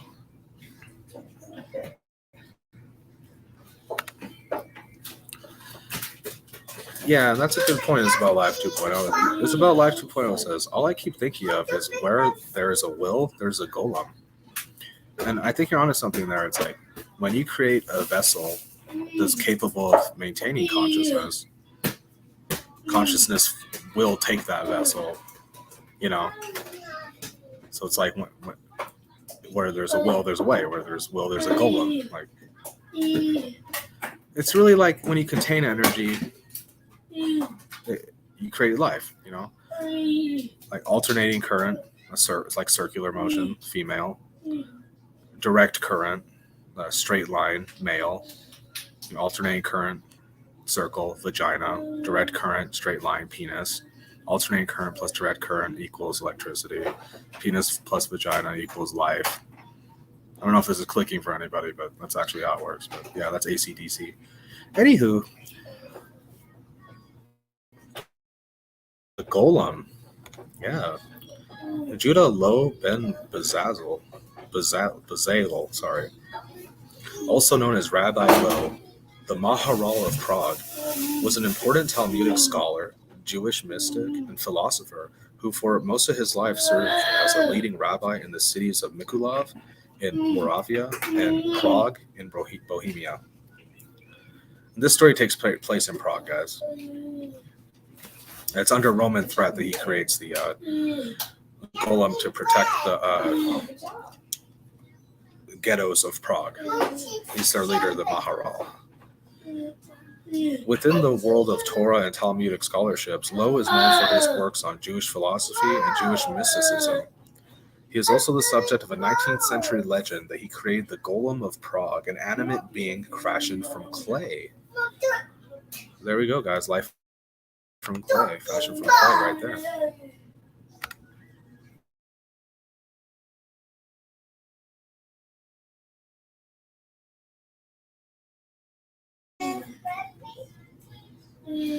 Oh, that's cool. It's cool, Robert Page. I thought you came from a different chat. Yeah.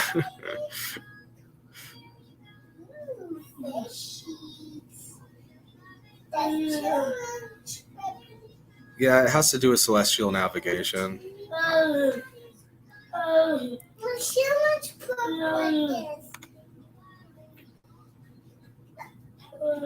Your giant hypotenuse. Yeah, this is a good one.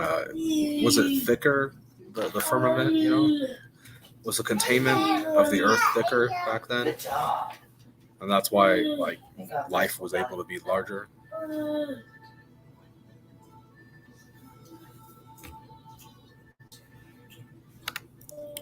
Oh yeah, like a salve, yeah, is akin a balm. Only it can be played on the golem as well. Okay, wise, very wise. I appreciate all you guys. Thanks for being here. Yeah, you know, when I look at that statue, I don't think good guy, but what do you guys think? You think Rabbi Lowe is a good guy? Because I think honestly, he's doing black magic here. And the reason that in the Prague ghettos they're being persecuted by the Romans is under accusation of blood magic using child sacrifice and stuff. Yeah, it's an interesting part of history. I'm not gonna get too into it here, but yeah, that's why he created the golem as his bodyguard.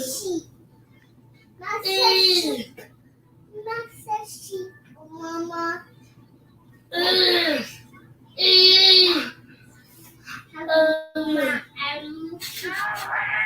Optimistically cynical.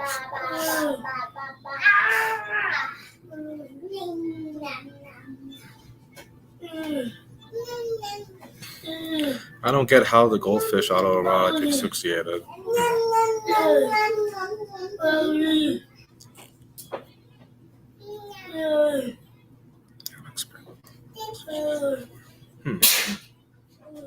Oh, welcome, optimistically cynical. We appreciate you.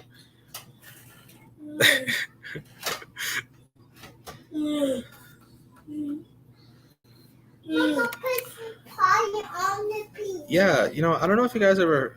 I watch Joe Rogan sometimes, even though I'm not like his biggest fan, but you know, I like his podcast. Anyways, when Joe Rogan had Elon Musk on, he was talking about artificial intelligence and about how when they created a vessel to artificial intelligence and things, what would come through it would usually not be good. It'd be like doggish, like demonic and stuff.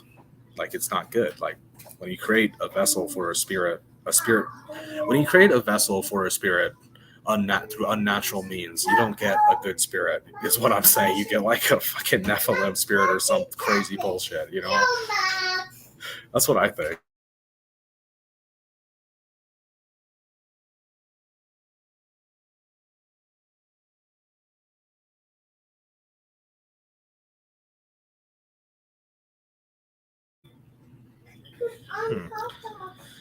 Depressed chromosome 8 would make you like that. It's the God gene.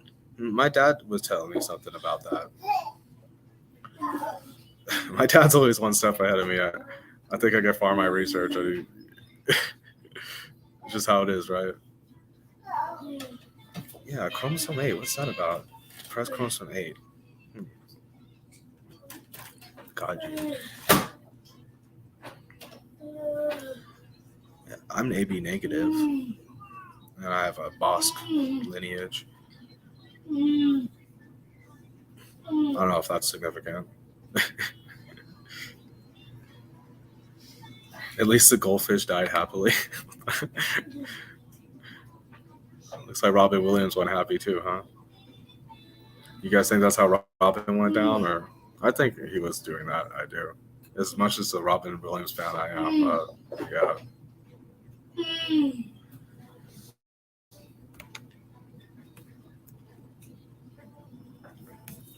Yeah, we got a Genesis quote here. That was pretty consistent with this. Genesis 2:7. And the Lord God formed man of the dust of the ground and breathed into him his nostrils the breath of life. And man became a living soul. Yeah, Genesis 2:7, right there, guys, right at the beginning, huh? Sounds very similar to the Prometheus and Athena. Sounds very similar to Enkidu and Ninhu.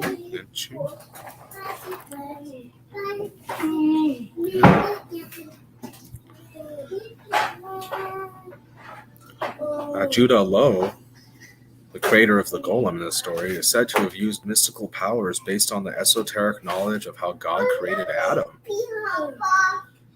So yeah, this is the process of how God created Adam. So this process of how God created Adam was breath of life. So maybe something breath. What could that possibly mean, guys? Breath of life.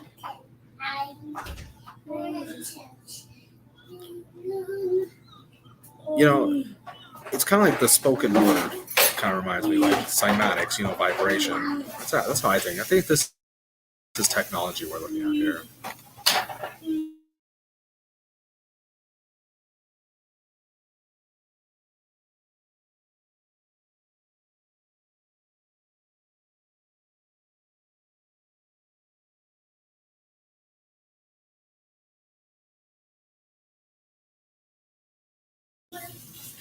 Yeah, and that's another thing, Max. It's like when you claim you're God's chosen people or whatever, well, like, what does that even mean? Like, that's got to be a sin, right? Like,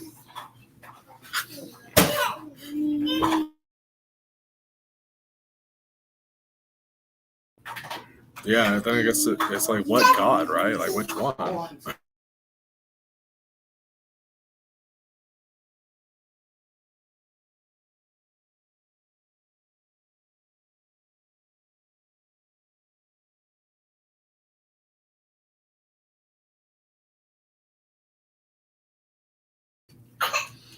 Oh yeah, Max. That kind of reminds me of the Emerald Tablets when he taught after the deluge. Thoth is flying over the flooded temple, the top of the temple, and he says he could sense his connection with his other brothers of Atlantis being tainted with a lower star, the consciousness of a lower star spawn or something. Like their consciousness went down, and he could feel that their consciousnesses went down, when they did. That kind of reminds me of what you're saying right here. That makes sense. Enki hated us being in his head. Yeah, it kind of reminds me of the Jedis, right? Like when the planet got destroyed, Obi-Wan was like, whoa, right? They can sense this shit. Sense.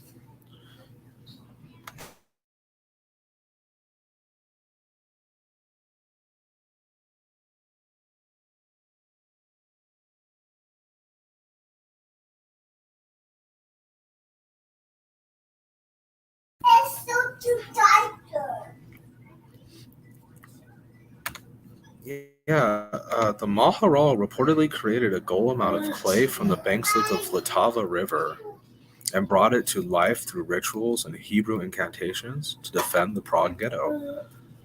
So yeah, So Hebrew incantation. So what is a incantation? Incantation is a word, right? Well, what is a word? A word is a vibration. What does that matter? Well, I think that ancient Hebrew is written phonetically to have a cymatic effect in relation to the meaning of the word. For example, the word heal could be used to heal because it has a cymatic. Saying the word has the cymatic effect, a healing cymatic effect. That's why their word is heal. Whereas our word for heal means stop. Right?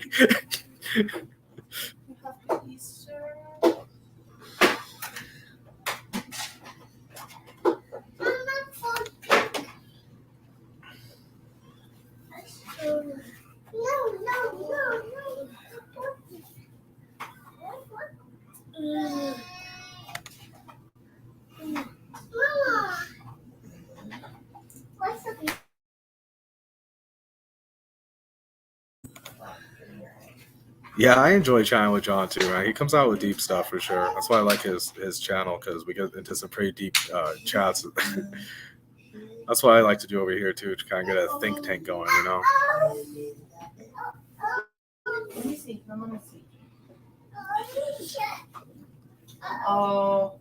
So, do you guys think that it's just like there's one legit God for sure, or it's like there's lots of higher beings, higher gods, and so like, I guess I'm saying, do you think it's the truth? Do you think the truth is monotheism or polytheism?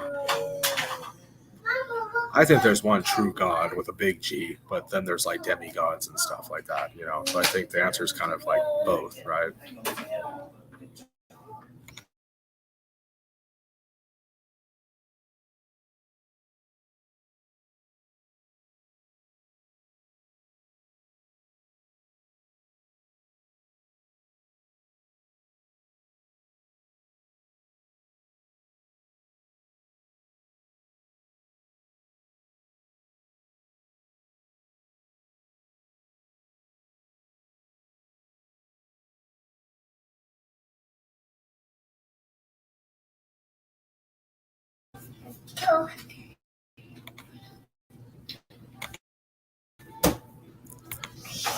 Now check this out, guys.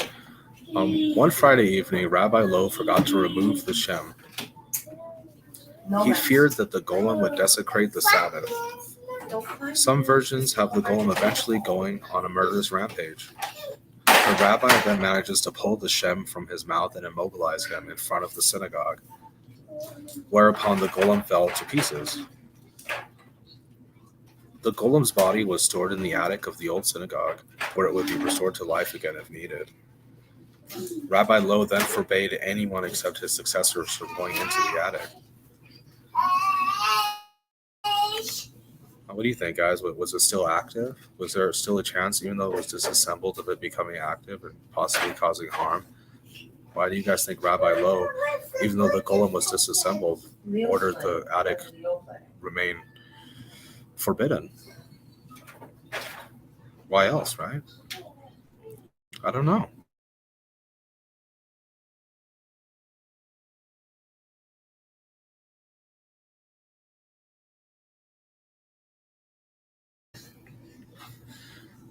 Yeah, Max, or John rather, it's almost like it's like there's one true God, and there's like lesser beings that are higher than us, right? It's almost like they're just our senior classmen, and they're not really gods, right? But there is one true God, right? I get it. Yeah, it's a trip, man. Just want the truth, right? That's all I've ever wanted is the truth.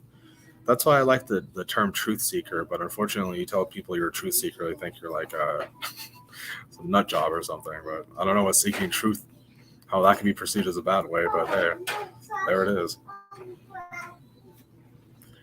Yeah, I wonder, because, and also it's like, well, is your creator God? Because in that case, do you think the one true God created us, or do you think that a lesser God or being or whatever created us, claiming to be the one true God? Just not to sound blasphemous or whatever I'll call it, but sometimes I read the Bible, I wonder if that's the case. You know, like who's this being that's like wiping everybody out and, you know, claiming to be God, whatever. Or is it just another one of the fallen ones? You know.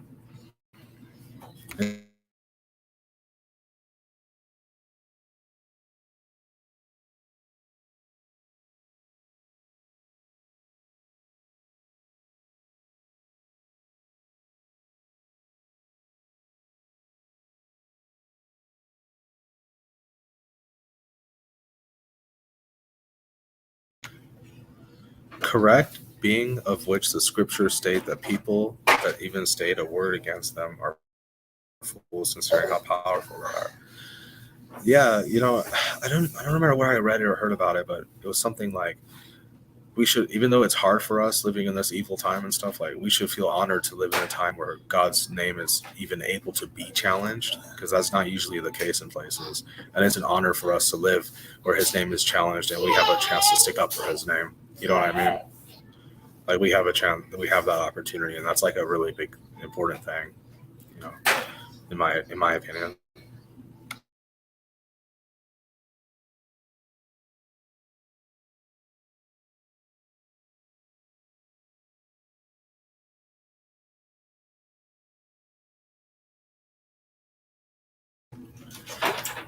Yeah, this is an interesting point, John. I've wondered this myself because, yeah, it's like there is two. You're totally right, man. I'm not like an expert on the Bible. Like my buddy Truth Loops is really good with the Bible. Like I don't know if he left the chat, but if you guys have any questions of Bible stuff, Truth Loops is pretty good. But yeah, it seems like sometimes he's a benevolent, loving God, and then other times he's just like on a rampage, like killing everybody, like for being infidels and stuff. It's like, huh, that's not cool. Like, what happened, bro? Right? Like, we're talking about the same guy. And I think you're right, man. It's like Yahweh, right? Yeah, I've heard that before. Yahweh, yeah. I've even heard stuff like Enki and Enlil are Yahweh and Yahweh or something like that. I mix them up, guys.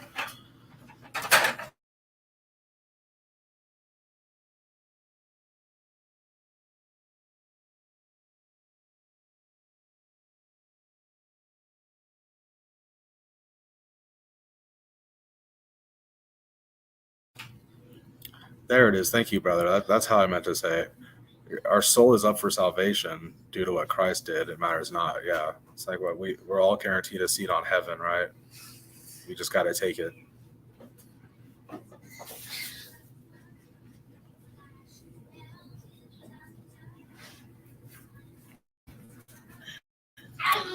Oh yeah, Baal, Baal. That came up in our Solomon presentation a few weeks ago. Elijah.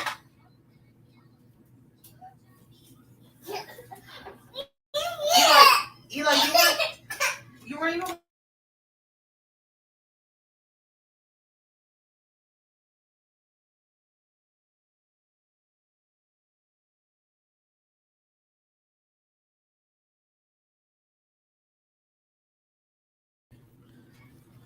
Yeah, they tell us this stuff. They tell us the truth in video games too. I don't know if you guys ever played the video game franchise Diablo, but it's all about demons and the lineage of these demon kings and stuff. And yeah, Baal or Baal. I think it's Baal. It's the way they pronounce it in the video game series, but it might just be Baal. That's the correct pronunciation. But yeah, it's interesting that Baal worship. Nasty stuff, man. Yeah. Hey Sasquatch, what's up, buddy? Hey, sorry for flaking earlier, man. I got called into work and I totally forgot to end my StreamYard notification for the live stream earlier today. I'm really sorry for everybody that showed up. I'm sure Caucasian Sasquatch showed up. He's always there. You working on some shorts, man? What you doing? Some amendment stuff? Doing some cop watch stuff? Some cop watching? Found my missing Odin sound. Oh yeah. I don't leave home without it, man. Yeah. Would that be like a lightning sound or like a spear sound? I know it sounds so stupid, but I still don't know how to pronounce it, even though you sent that to me. Isabella Live 2.0. Baal, right? Is it just like I'm not sure how that works in pronunciation. Interesting stuff though.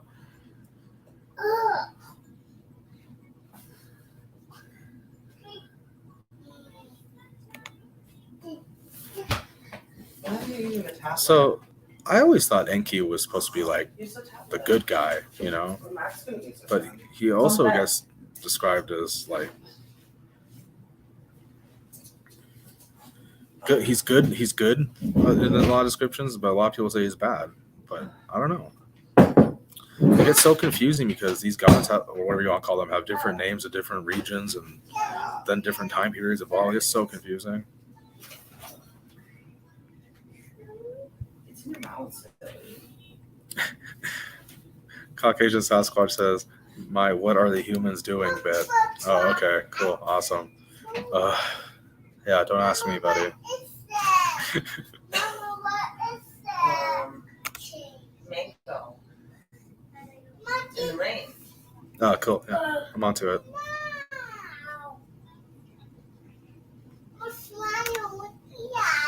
Oh, and Enkidu was an absolute Giga Chad. Yeah. I'm not sure what a Giga Chad is, but I know Enkidu is a sidekick of Gilgamesh in the Epic of Gilgamesh. So also created from clay by a goddess to be partner to Gilgamesh. We're actually going to cover that later in this presentation. I'm glad you're here, Squatch. This is a good one, bro. Guys, I got some music coming up on the next slide. The presentation's not over. Don't go anywhere. The music's a little bit loud. On my next presentations, I'll make sure to adjust the volumes lower. So it's a little loud. It's coming up. Heads up, headphone users. Turn down just a little bit. Yeah, we're going to play a quick song, and we're going to go into our next legend. It's going to be Enki and the Molding of Man.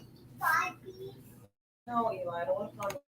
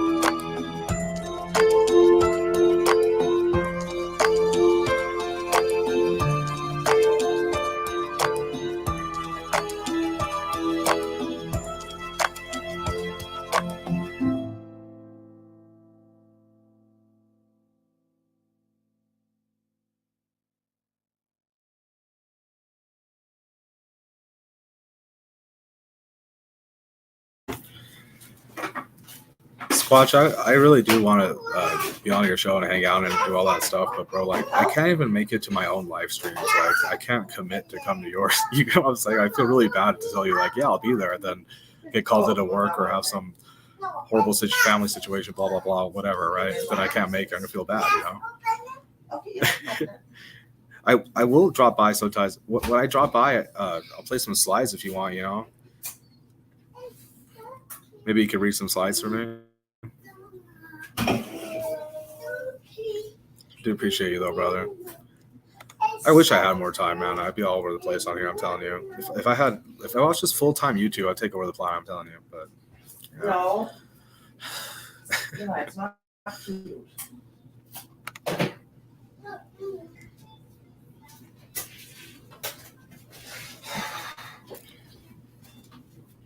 Oh no! What could you expect? Yeah, sounds good, brother. I will try to show up for sure. 100. Yeah. So I'm off tomorrow unless I get called in. It's such a nightmare being on call, bro. When you're on call and you have kids, it's like you get that moment when the kids are finally asleep and you want to finally go down to sleep, you know, totally exhausted. And then ring, ring, ring. Hey, come into work or you're fired. That's what being on call is like. I just have to deal with it for a few months. And then after that, though, I'll get a set schedule and it'll be easier. And then I'll be able to stream more often like I was before. So that's kind of the situation I'm in right now. But Really do appreciate all you guys. You guys rock, man. Don't go anywhere, guys. We're not done. Yeah, it's cool, man.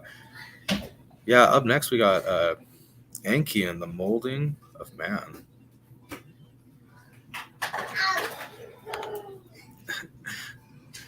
Yeah, we're on the same wavelength, brother. Yep. Enki and the Molding of Man.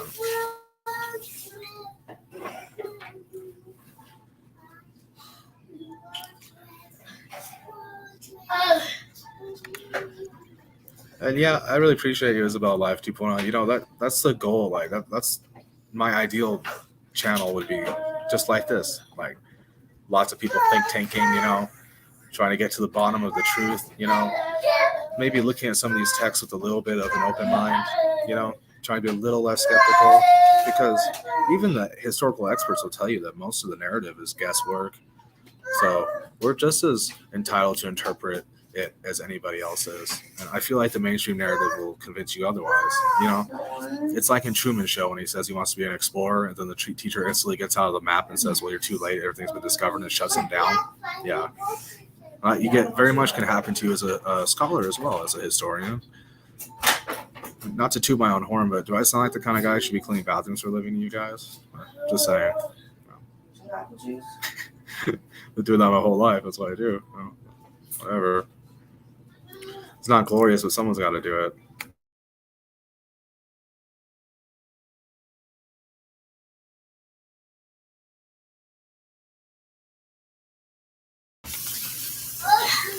Oh, shoot. Before I forget, everybody make sure you check out Caucasian Sasquatch's channel. He's live a lot. He does a lot of truth stuff, constitutionalist kind of stuff, First Amendment stuff, cop watch, First Amendment audit, cop watch, Second Amendment audit kind of stuff. A lot of guests, a lot of big group chats. Really fun over there. Definitely check out Caucasian Sasquatch. Check out Max Vision remote viewing class. He's live 2 times a week. I believe it's Friday, Saturday, Friday, Sunday, or something like that. Yeah, Max Vision, also a good time. All right, guys, we got Truth Loops back in the house. Everybody be very nice to Truth Loops. He's original OG Mystery Schooler special guest. Welcome, brother. Yo, are mods able to create other mods? If that's the case, make sure Truth Loops is a mod, guys. And drop your links. If you guys want to share your channels, make sure you drop your links. We got to support each other, you know? If we don't do it, no one else is going to do it. Just saying. And Caucasian Sasquatch is high as a fruit bat. That's cool, bro. Yeah, I'm pretty faded myself, man. It's starting to wear off, but yeah, I might sneak off for another hit maybe during the next song. A fruit bat. Do they go high up or something? Makes me think of Ace Ventura 2 when he has the bat in his hair. It's in my hair. It's in my hair.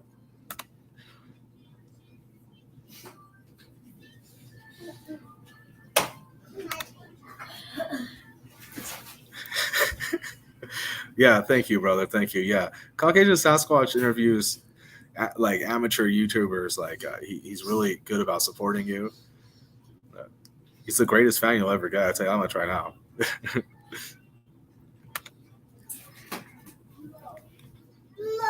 Thank you. That sure is a mode.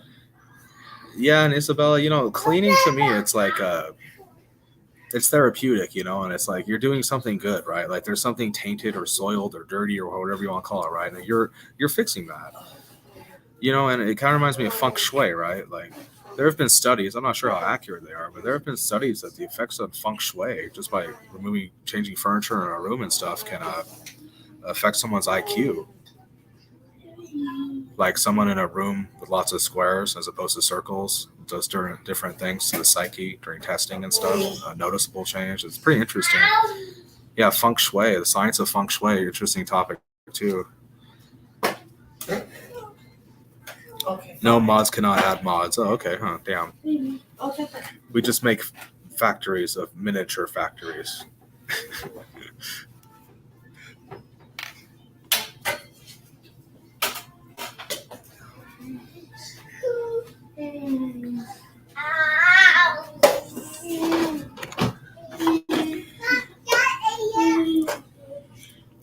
Yeah, Enki and the Molding of Man. Let's jump right into it.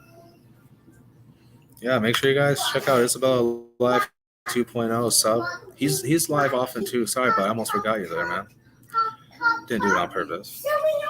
Check out Isabella Live 2.0. He plays guitar too. I'm a wizard on the guitar myself too, man. I hardly ever get to play these days, but.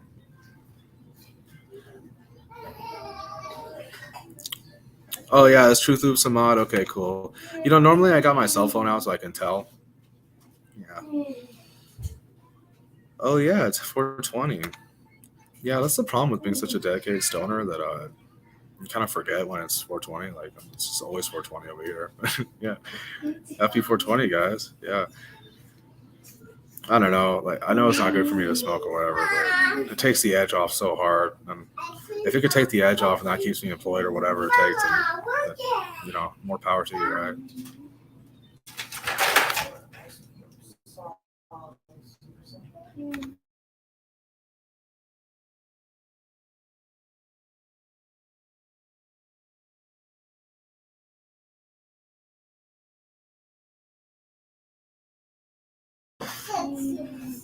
All right, guys. You heard it here first. If you want to discuss time travel, it's going to be open panel tomorrow, Caucasian Sasquatch. But just make sure that if you show up, that you have absolute 150% proof that you have discovered time travel before you even come on the panel. Otherwise, just don't even show up unless you invented time travel. Just heads up. Just kidding. Yeah, I get what you were saying though. Don't join and just cock out your asshole. Yeah, I get it. Yeah, we're gonna jump right into it, guys. We got Enki, the Molding of Man. Sumerian mythology, in the beginning, human-like gods ruled over the earth. When they came to the earth, there was much work to be done, and these gods toiled the soil, digging to make it habitable and mining its minerals. Eventually, the gods mutinied against their labor. So they were like, wow, the earth is awesome, lots of resources, but gosh, it sucks having to, like, you know, actually collect it and stuff. Like, I know, right? So Anu, the god of the gods, agreed that their labor was too great. It's too much work. This sucks, right? His son Enki proposed to create man to bear the labor, and so, with the help of his sister Ninki, he did. A god was put to death, and his body and blood was mixed with clay. So, guys, again, we got being clay being used to form flesh, just like Judah Low and the golem we just discussed. From that material, the first human being was created in likeness to the gods. And notice Isabella Live 2.0 earlier said that there is no ritual without blood or something like that. And look, in this, blood is specified as needed to go with the clay. You know, in other stories, it's water. I know it's water and clay is another recurring theme. I wonder if that's, you know, one and the same kind of thing. I mean, you are made of water. Yeah, and this first human, Odapa, was being created in the likeness to the gods. Sound familiar, anybody? Creating man in his image. These are the Sumerian roots of the Christianity in the Old Testament of Abrahamic religions. You have slaughtered a god together. With his personality, I have removed your heavy work. I have imposed your toil on man. So look right there, guys. They put the work on us instead, you know? In the clay, God and man shall be bound. In the clay, God and man shall be bound. And in the Emerald Tablets, though, says that man is a flame bound to a mountain. Sounds pretty similar to, you know, clay, God, and man over here being bound in a unity brought together, so that to the end of days, the flesh and the soul, which in a God have ripened, that soul in a blood kinship be bound. So yeah, a blood kinship. Talking about a deal here. Now, this first man was created in Eden, a Sumerian word which means flat terrain. Interesting. I wonder why these all immortal, all-knowing, infinite beings would flat terrain. Interesting. Probably because they're stupid. Yeah, that's why I knew it.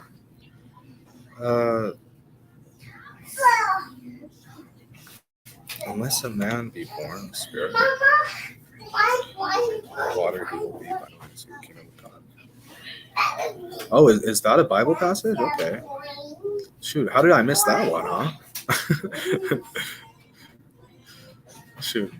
This is almost 30 slides, this presentation, so you gotta give me credit. I definitely got a lot, but wow. To think that I still missed a bunch of stuff, like these references, and this presentation is still so long. I mean, how overwhelmingly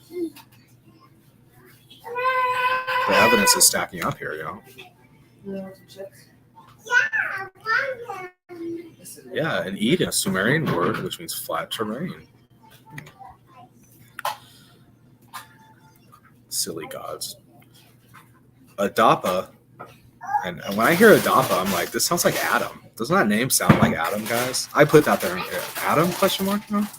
Adapa, the first human, with whom Enki later has a close relationship, the first of the 7 sages, 7 wise men, or Galu, which means something like great man from water or something like that, or great man of water or something like that.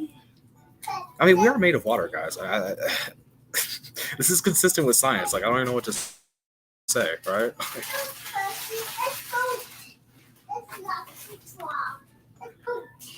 This is my writing here in the purple. If Enki did not love his creation so much, us, there would be no human race. In this way, he is a savior, creator of man, very similar to Prometheus in Greek mythology. And what I mean by this is, when they created us to mine the earth for them as their slaves, the intention was to kill us after, was to wipe us out in a flood. But thanks to Enki, he saved a bunch of humans and spared us from his, the rest of his faction or whatever you want to call them. The rest of the gods, demons, whatever the hell you want to call them, right?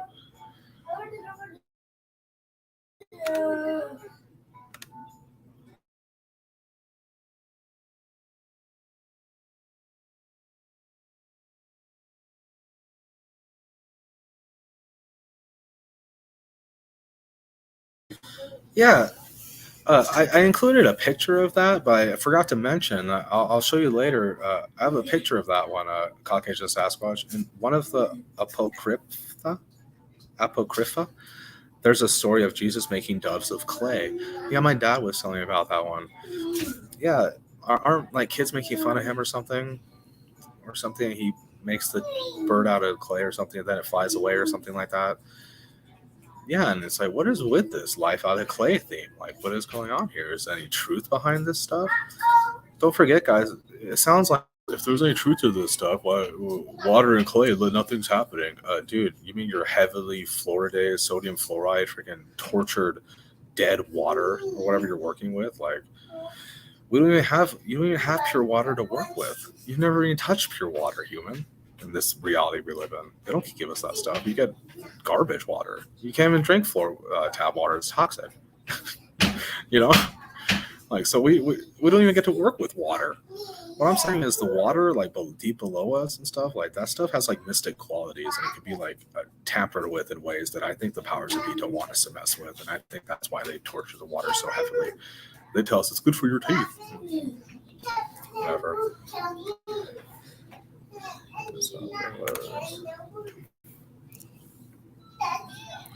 God looked and saw that there was no man to till the soil. So there were other men, apparently unapt for the labor. Yeah, it sounds similar to this story. Like, they didn't want to do it, Right, the gods, or whatever you want to call them, didn't want to do the labor. They created slaves instead. They created us. And later we're going to do Prometheus, and you guys are going to see how Zeus gave Prometheus the job of creating man to serve them. You know, why else, right? Similar to this, very similar to this story.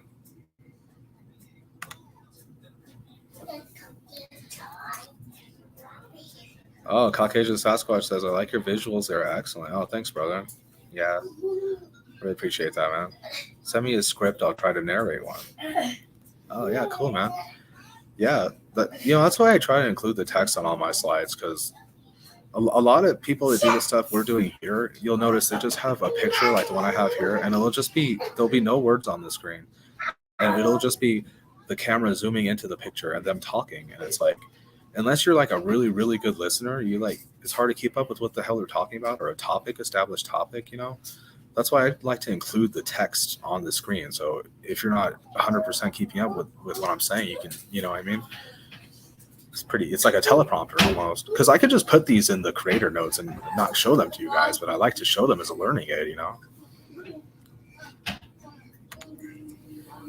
Max Vision says Enki was said to be the fish man that could have many meanings. Yeah, the fish man. You know, it reminds me, you know, there's Enki and Enlil, and the Lord of the Sea and the Lord of the Air, one of them, right? I think Enki is the Lord of the Sea, fish man. And in Greek mythology, there's Poseidon and Zeus. Zeus got Olympus, Poseidon got the sea, and Hades got the underworld. So I would say Enki, fish man, would be Poseidon.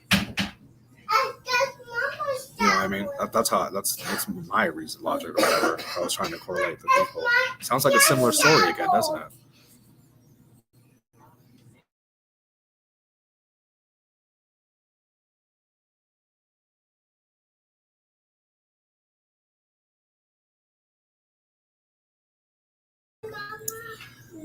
Well, you know, I won't get too deep into the topic because it's a little controversial, but I think that man is a hybrid species. And what I mean by that is that some humans today are more related to certain animals than other humans are related to certain animals. And that's why our blood groups don't match. If you guys like that topic, I'd check out Robert Sefford. He does good work.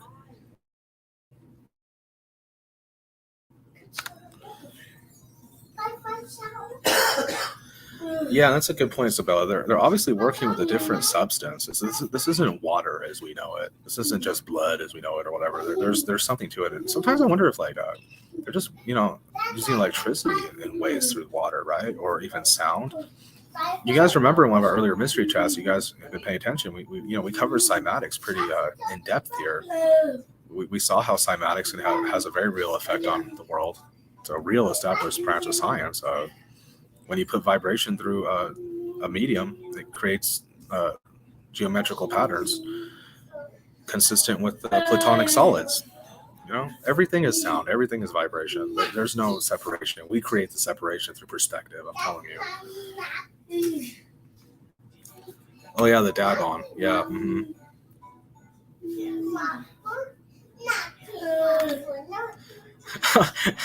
Caucasian Sasquatch says, I like to think that out there are a couple of horrible doves made by 6-year-old divinity just flopping forever, cursed with eternal life. Yeah, like what happened? That'd be awesome, dude. You should write that, bro. What happened to the doves after that, huh? They just took off and lived forever, or what? And those doves grew up to take over the world or something crazy. They turned into some super demon or something. That's funny, man. That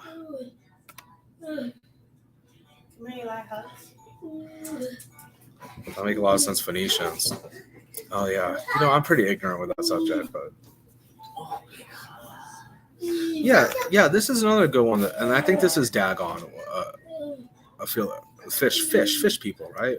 The Pope wears a mitre hat that looks like a fish. Yeah, and I think it is Sumerian mythology where there are beings that come out of what looks like a spaceship, but it's like a submarine or something, you know?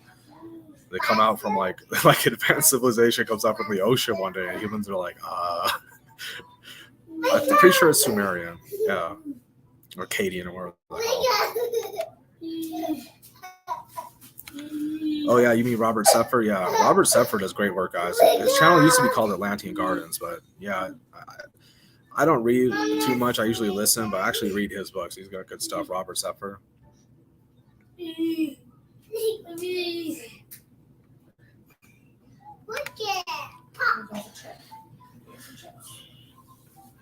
Best YouTube channel involving human haplo movements. I'm not even sure what that is, man. Interesting though. Haplo.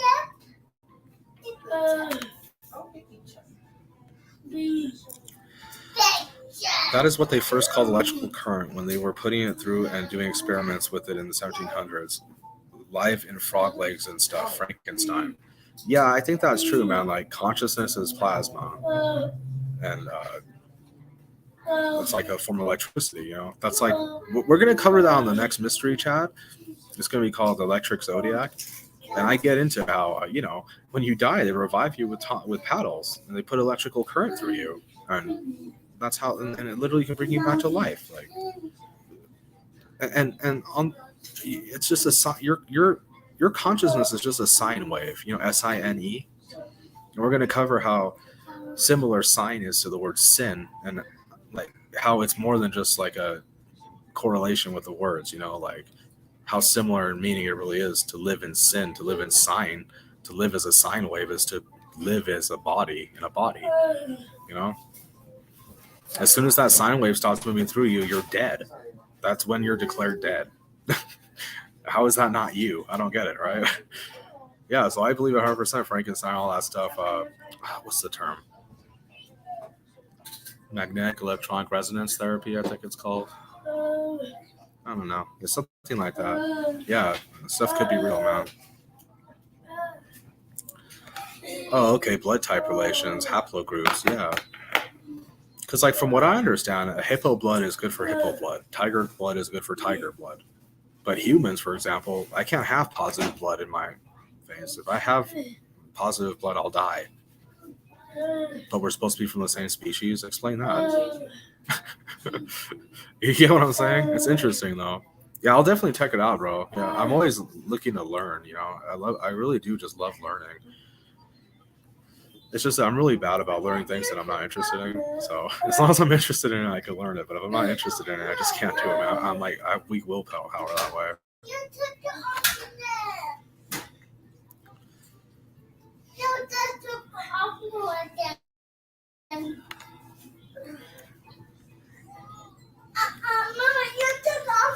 In our next passage, Enki speaks directly to his mother. Thank you. It says, "O my mother, the creature whose name thou hast uttered, it exists." So see, name you have uttered. It exists after the name was uttered. So after the spoken word, vibrations, cymatics. Bind upon it will of the gods. So do we bind upon it? So it has to be bound, see? It has to be sealed within the vessel. Mix the heart of clay that is over the abyss. The good and princely fashioners will thicken the clay. Do thou bring the limbs into existence. Ninma will work above thee. Nintu will stand by thy fashioning. O my mother, decree thou its fate. And then later, Adapa, the first man, goes on to act as the advisor to the king of Eridu, who I'm pretty sure is Enki, the king of Eridu, but I could be mistaken on that. Could be Thoth. But I'm pretty sure it's at least a demigod that rules Eridu.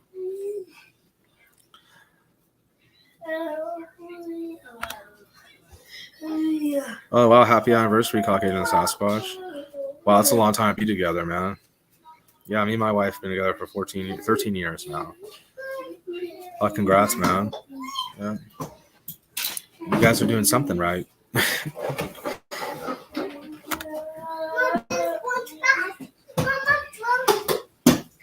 Oh, Robert Page, you out of here? Well, thanks for being here, man. I really appreciate you. Yeah, but not Really do appreciate you, brother. Yeah, I'm going to try to be live at least a few times a week. Keep an eye out. Yeah, back to the abyss. Yeah, that's what they refer to the earth as, the abyss, Sometimes I wonder, like, where are we, guys? Where are we? Are we in this abyss? Is it all just a dream?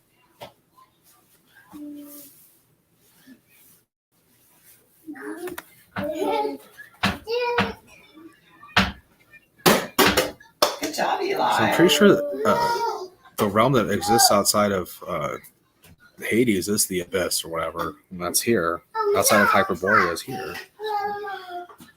Sometimes I wonder if like we're allowed to go to a different location if something would happen to our anatomy, you know, like rapid biological changes based on environment. And that's why we're not allowed to go to certain places and things like that. Like deep within the earth, for example. I was thinking like if your consciousness is a wireless signal, if you go deeper into the earth, it's going to be harder to get that signal through. And so would that strengthen your consciousness as a result? I don't know.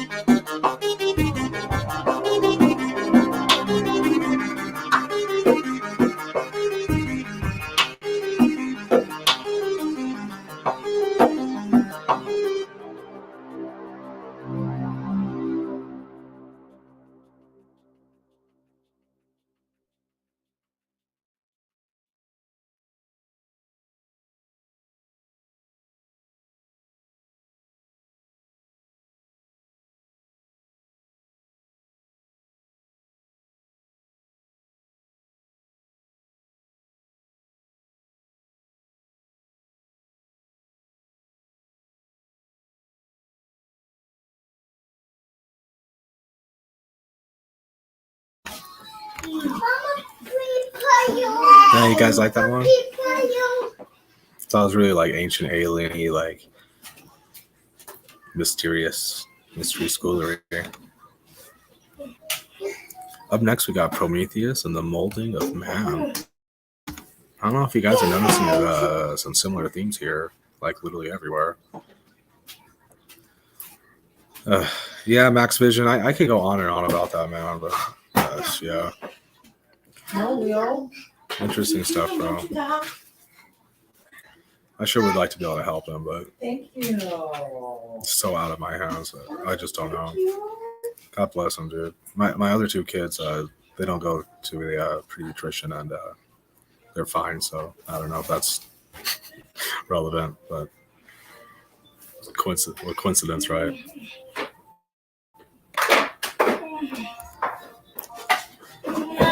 Now, Prometheus and Epimetheus were spared imprisonment in Tartarus because they had not fought with their fellow Titans during the war with the Olympians. I think it's called the Titanomicon or something like that. Yeah, so these guys stayed neutral during the war, so as a result, they were able to live freely. Because the Titans are the children of Gaia, and they went to war with Zeus.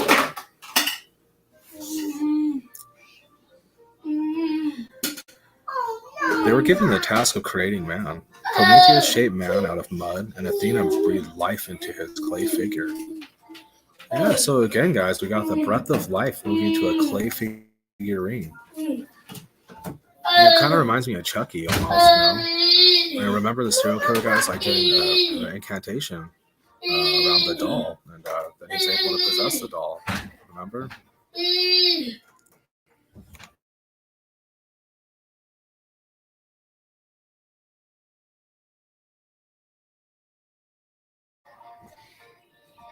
Hey, that means a lot. Thanks, brother. Really do appreciate you guys. Thank you, man. Right back at you, brother.